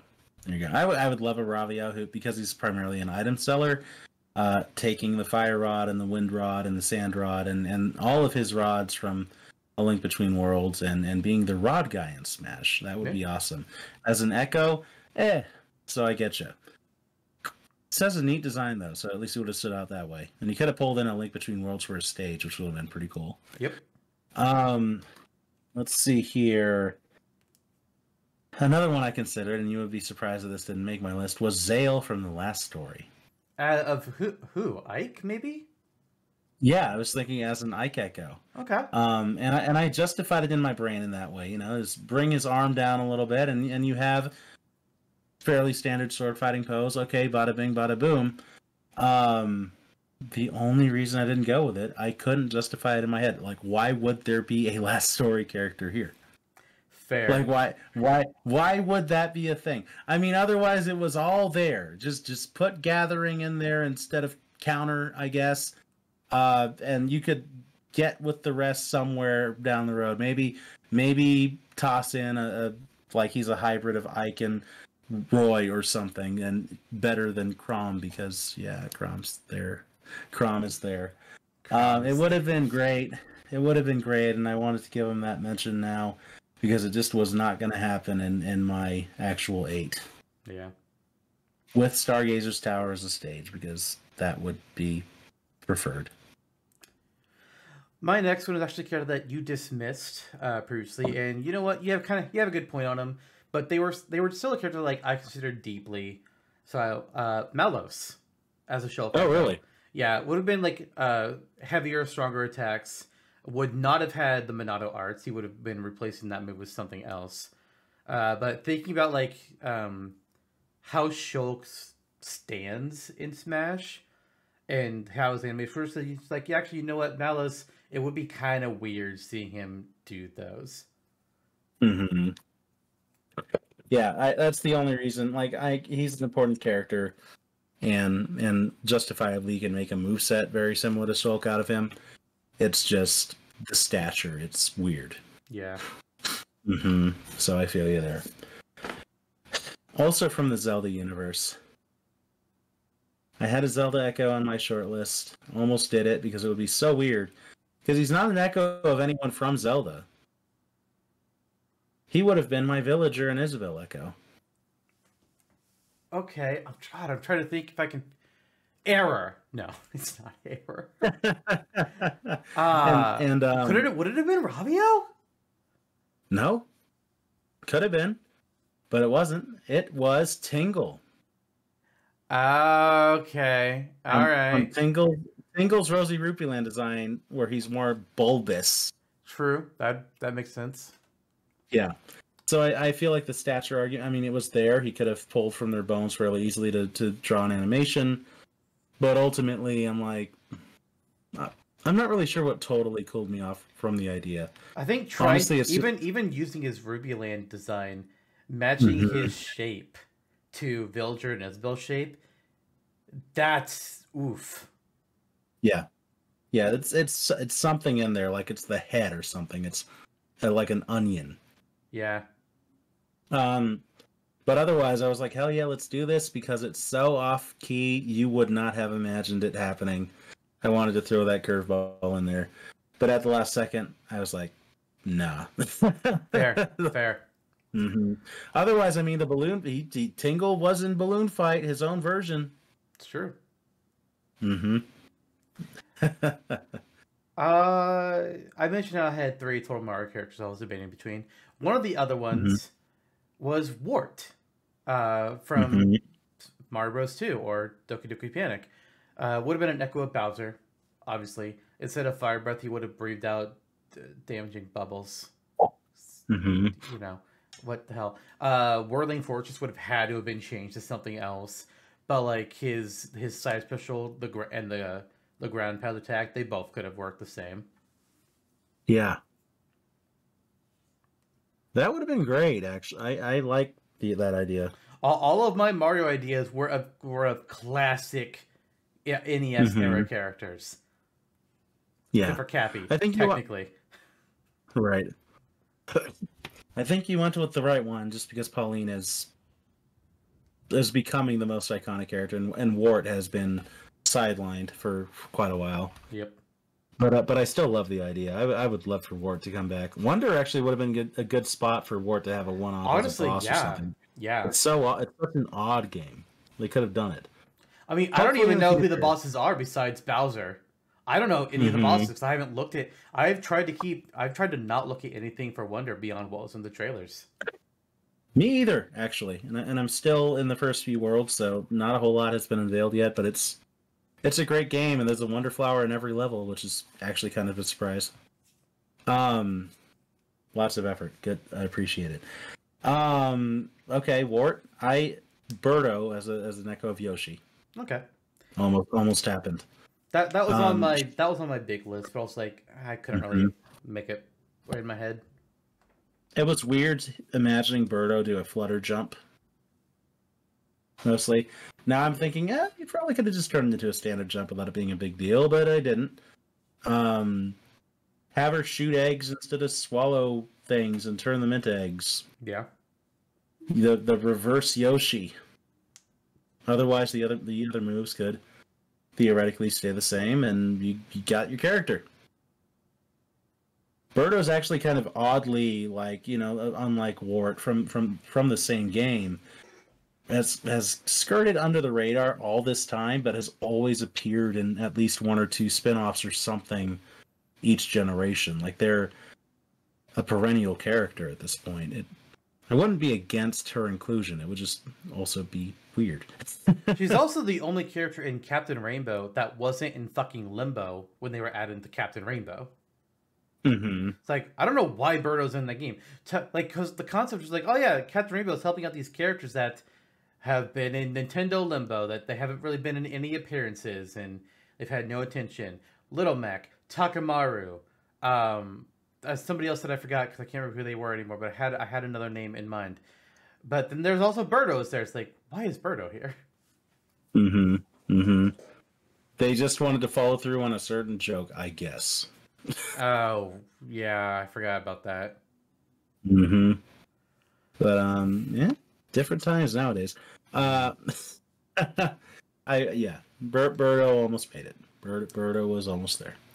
Another Pokemon that I considered, Screamtail's primary competition was Raichu.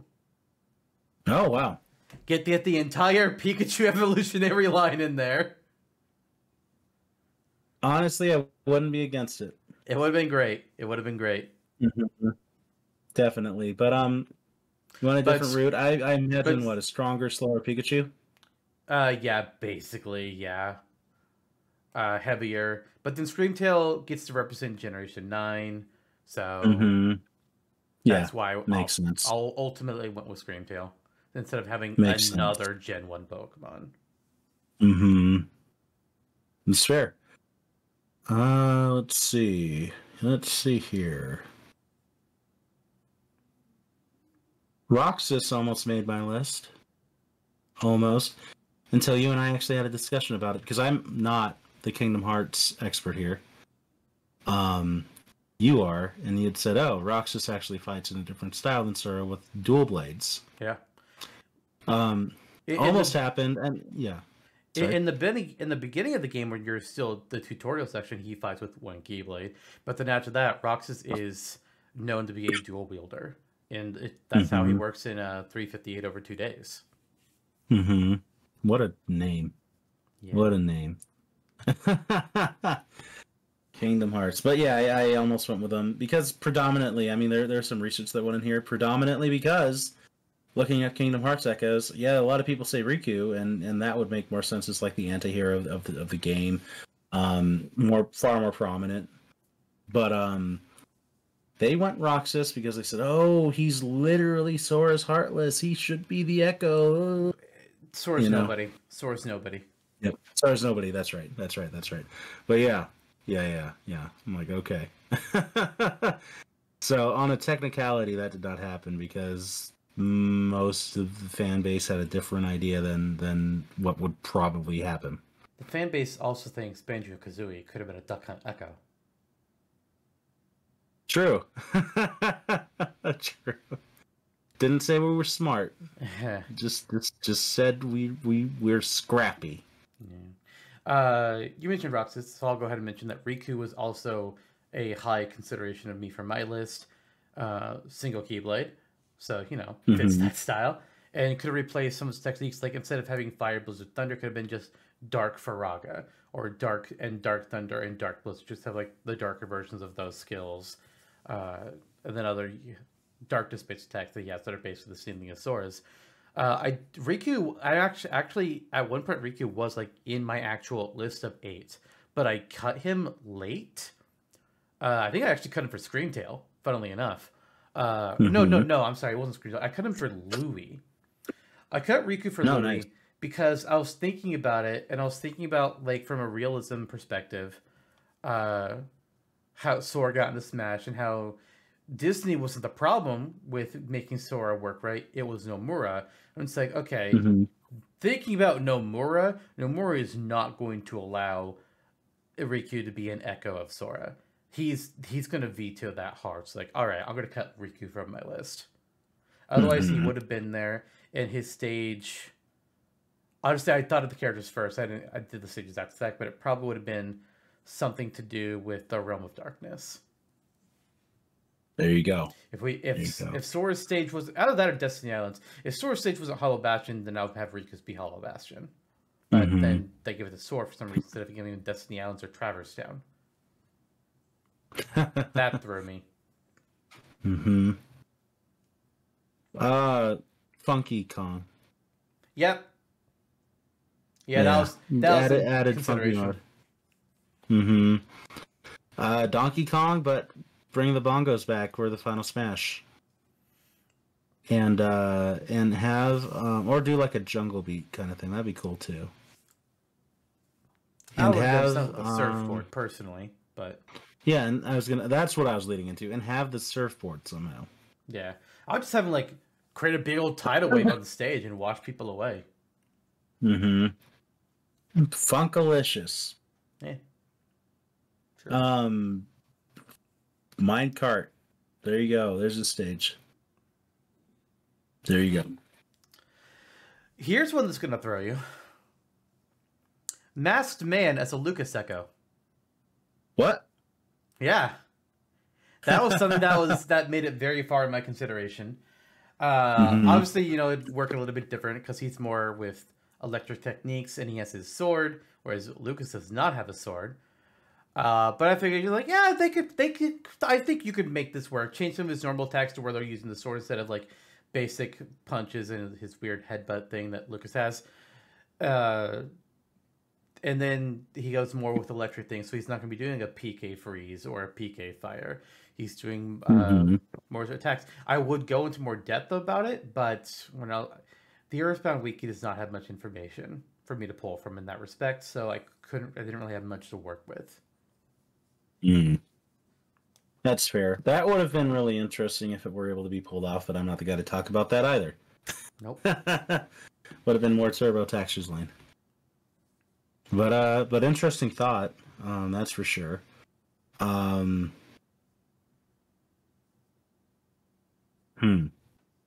Looking at my little list here, I briefly considered a Lucario Echo.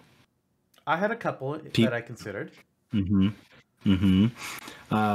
this was again. I mean, I later gens of Pokemon, I kind of fell off in playing them, so I'm not really entirely sure how these would work. But Lopunny and Serena were common choices for a Lucario Echo. Lopunny and who? Sarina, I think the name is. Oh, Serena. Okay, I got you. Mhm. Yeah. Mm-hmm. What do you think of those being popular choices for Lucario Echoes? Popular? Neither. Lopunny, I could see maybe working. I would think Medicham would probably be the better choice of anything for Lucario Echo or Gallade, personally. Mm-hmm. Mm-hmm. There you go. I just ultimately, I mean, Lopunny could have happened, but like a normal type Lucario Echo, like why? Yeah. Yeah. So, Nah. Tiki of Corrin. interesting. What would Corrin be has that. different? Corrin has that dragon form. Well, I wouldn't have Tiki doing partial transformations. Tiki's final smash would be turning into her full Mana Cat form and doing a large attack. Then she could do like have her.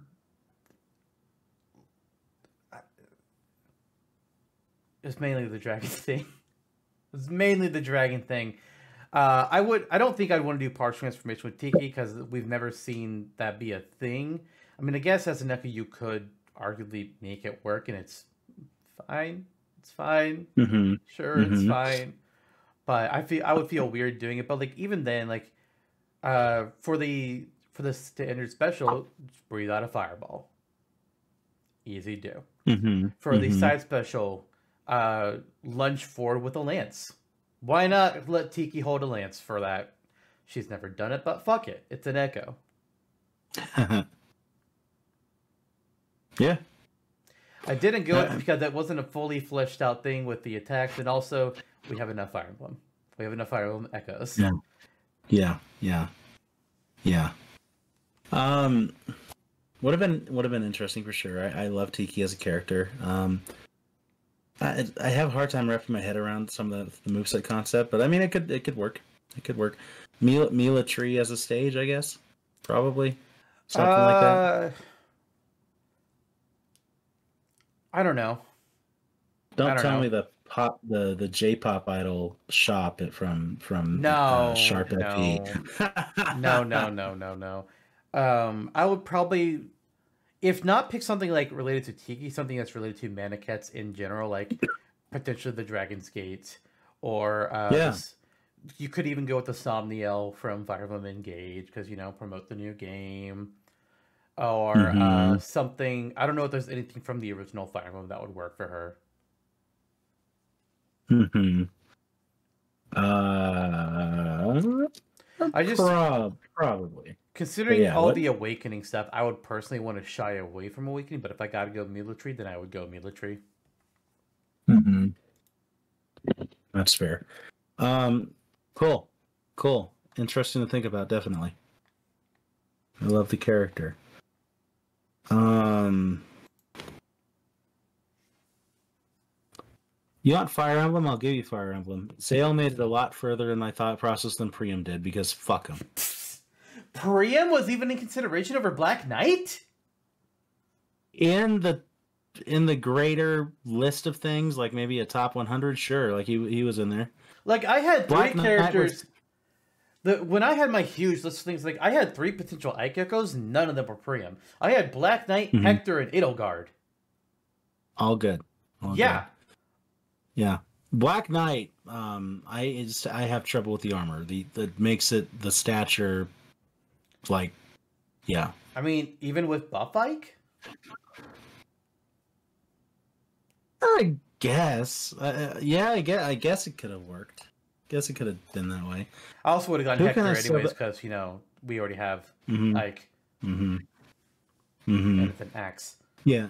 Yeah, Hector, not Edelgard, not No. I would go No, yeah, Hector. Byleth is already there. Yeah. Yeah. Yeah.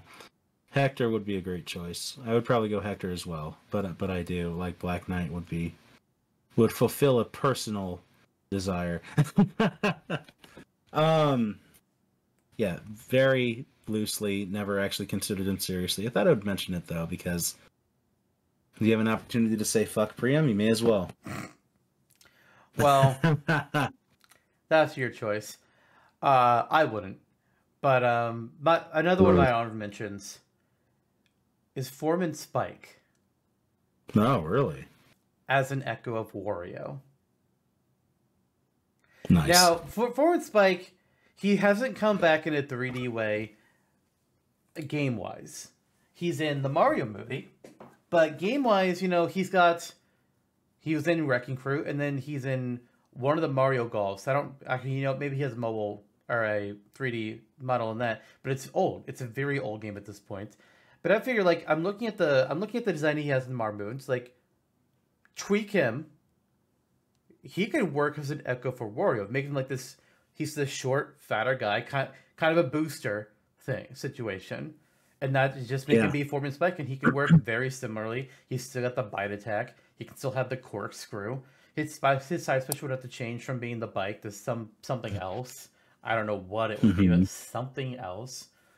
And I don't know if he'd have the fart, but also who cares? He can have the fart. Foreman Spike. He's already got his stage. Spike. Oh no, what would his stage be? Because we already have Wrecking Crew. I don't have to think about it. I didn't pick him. Spike's house. No. Go back and see what his family life is like after work. He doesn't have one. He's a sad, miserable, lonely man. Yeah, that probably checks out.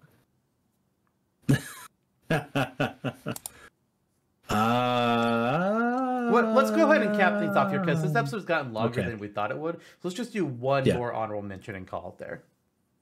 Okay. Slippy. Toad. Of? The Star Fox series. But who? Which one specifically? That's the question, and that's why I didn't go with him, because he's a freaking toad thing. Like he's not a bird, he's not a fox, he's not a wolf. Well, no, he's not. He's a no. Just say he's fox. A toad. Fox. Basically, the question you need to ask yourself is: does he have a fast blaster or a slow blaster? Does he use his reflector normally, or does he kick his reflector? That's the question you have to ask yourself. Right. His reflector explodes. Okay. And what about the blaster? It's fast. Then he's Fox. It moves everywhere. There you go. He's a Fox Echo. All right. My final Echo is Ganon of King Dedede. So instead of a hammer, he has the trident. Instead of the waddle doos, he throws out a keys. What the hell? What? Yep. And this didn't happen. No, because I didn't. Because it's another Triforce wielder, and Impa isn't. Damn. Damn. What the heck? What would the stage be? Ganon's Tower? Okay. Probably. Oh my gosh. Or some location that's significant again. Honestly, it could have been Hyrule Depths. Could have just been Hyrule Depths again. What if they did that? What would your reaction be if that really happened? Sweet. Yeah. Oh my gosh. It gives me so much to think about, like morally and otherwise. But it's a great idea. Thank you. Like, what the hell? Anthony Higgs was on my short list. I'm sorry. Okay, let's move on. Yeah. Remember him? Nope. All right, what's your last actual Echoes Pass character? Who are we trying to sell people on? I feel like it would be a sell, that's for sure. Oh no. It's not. Not something we have to hard sell. As in, it would have many sales. It'd be something that would make Nintendo happy because it's a third Final Fantasy VII character. Why? Because it's Zack Fair. From you didn't say or Genesis. Imagine that. No, the actual main character of Crisis Core is here. Why not? We have the next part of the Final Fantasy VII remake coming out. We have Crisis Core ported to the Switch, remastered on the Switch, rather. So Zack is in the spotlight, especially considering some recent developments in the remake story. I hate seeing where it, that might go. I hate that it makes sense.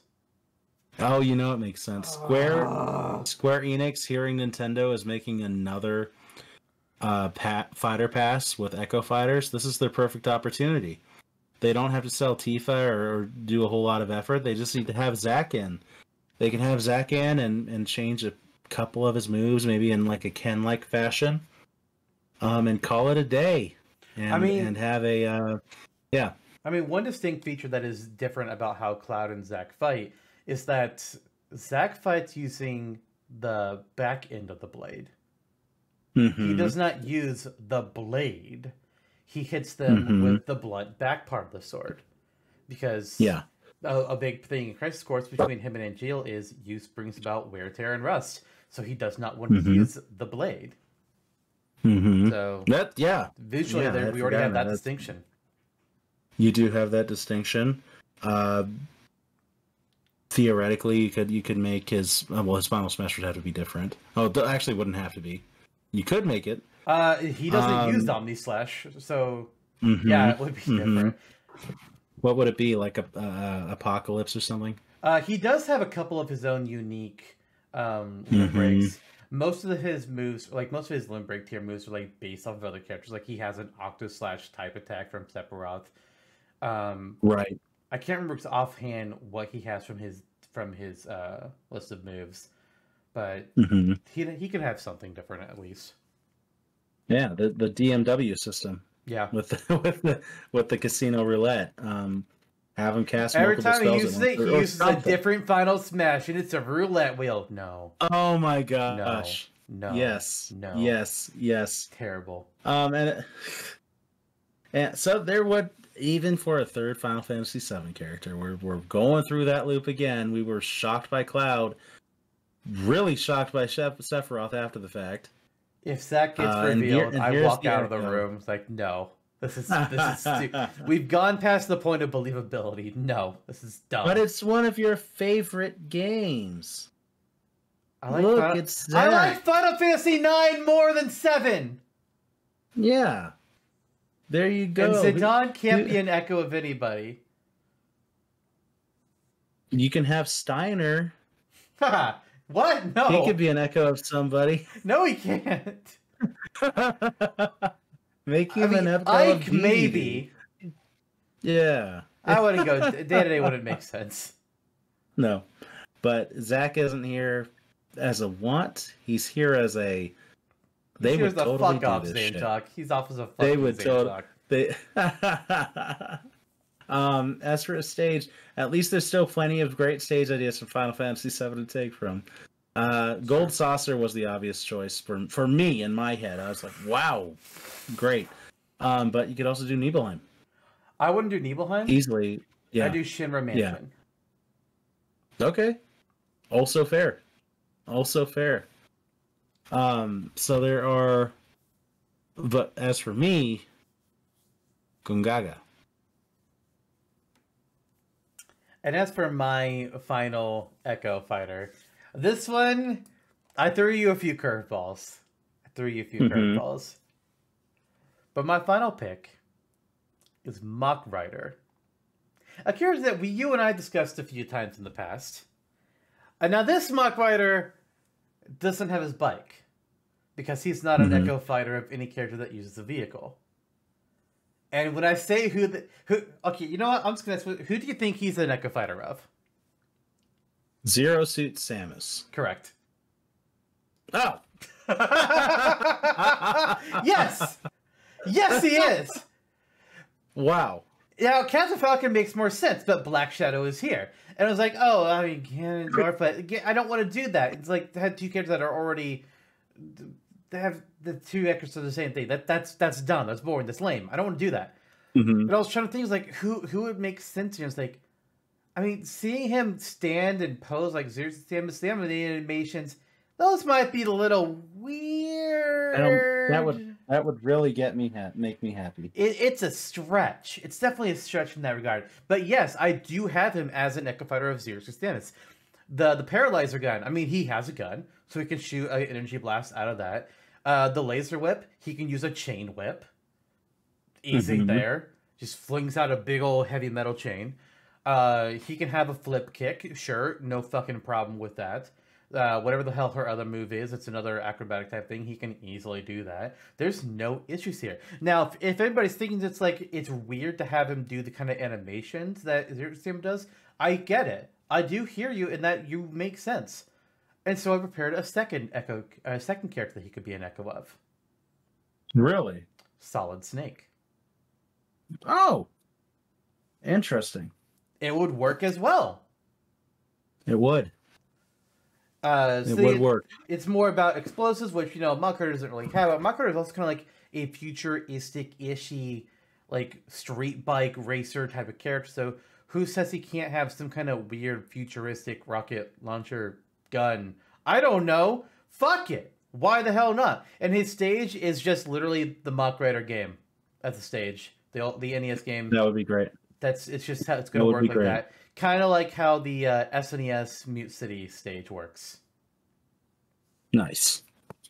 That's a curveball, that's for sure. And I am very happy with it. Yeah. Either way you go with it, I think Snake fits his like build more, but Zero Suit Samus fits the gun. Yeah, Zero Suit Samus fits the moveset concept better, but Snake fits the body model. But I figure if we're going with the whole DLC passive echoes, they probably were already working on this for some time now. They have enough time to make tweaks. They have enough time to make it work. That's true. What a way to cap things off. I am excited at that prospect. So now that not our top 8, but our 8 fighters per each of our Echo Passes have been revealed, sound off in the comments on YouTube or email at us at supercastbrothers@yahoo.com. Or message us on Facebook or however you want to do it. Feel free to reach out and tell us which character spoke to you the most, and perhaps which pass you like the most. Which one would you want to have? And if you can only choose one in reality, which one would you like? Or build your own. Tell us who you would like. Choose 8 of your own characters. See what's going on. Shut up, Flame Zone. Bring in Anthony Higgs. Follow up on my other character suggestion of a hero in need of a revival, Mwamba, as a Zero Suit Samus Echo. I mean, I have a whole bunch looking in front of me that I can just say that are... Donkey Kong Jr. is Donkey Kong. How about that? How about Baby Mario Bros. Off of Ice Climbers? How about Toy Link off of Toon Link? How about Excite Biker off of Zero Suit Samus? Ryu Hayabusa off of Sheik. Mikaya off of Zelda. That works. Ray Mark III as the Nico Fighter of Falco. What? Oh yeah, I had a lot of things. There were some crazy ones. Captain Toad and Toadette of the Ice Climbers. Whimsicott of Jigglypuff. Rock Digby Howard of Terry Bogard. From Animal Crossing. Yes, Rock Howard. Knuckles from Sonic. That is one question I have for you. I had a few third parties, but you had none. I had none. Did he have a reason for that, or just not really? They just weren't as interesting to me as these other ones that I wanted to have on there. Yeah. Like, I mean, sure, there is my typical bias of I typically do not support multiple third parties from the same franchise, but I also initially did have Riku in my top 8. So you know, but looking at those options, I mean, I would rather go with these Nintendo characters and third parties. Like the ones that you have all make sense as that goes, but I would rather have done Nintendo's. Yeah, fair. That said, would I rather have Knuckles over something completely out there like Morgan as an echo of Robin? Yeah, I would absolutely go with Knuckles over Morgan. Are you fucking kidding me? Yeah. That's insane to me. I would rather have Zack Bayer than a Lord Frederick echo of King K. Rool. Can you imagine? I will take Proto Man over Galactonite. Me too. What about Morpho Knight? Why? Why? He's in Forgotten Land. I He's don't just care. I don't. Yeah, he's just there. there. He's just there. Mm-hmm. I'll take Liquid Snake Well, over Midbis. Yeah, Midbis, Ice Bowser. Wow. Actually, that sounds kind of cool when you put it that way. Whoops. I mean, Wart is Water Bowser. Well, yeah, Water Bowser. Sounds good to me. I want Wart spit bubbles in the face of my foes. And that's where we're going to go ahead and end today's episode. We are already, honestly, a lot longer than I thought this episode would go. We are over our time by our normal time by a good amount. I did not think this was going to be so lengthy. But yeah, we're done here. And next time, it's a Smashtopia character, as the schedule typically goes. And all I'm going to tell you is this. One of the 16 characters here that we proposed as the Neko Fighter here tonight is going to be our next episode Smashtopia character. And you could already knock some of these out because they're already on the Smashtopia wiki. Black Shadow is on there. Gooey is on there. Medusa is on there. Tom Nook is on there. Dixie Kong is on there. It's one of the others. Who's left? Who is our next episode going to cover? You'll just have to tune in. Guess we'll have to find out. Yeah. Do it. Bye.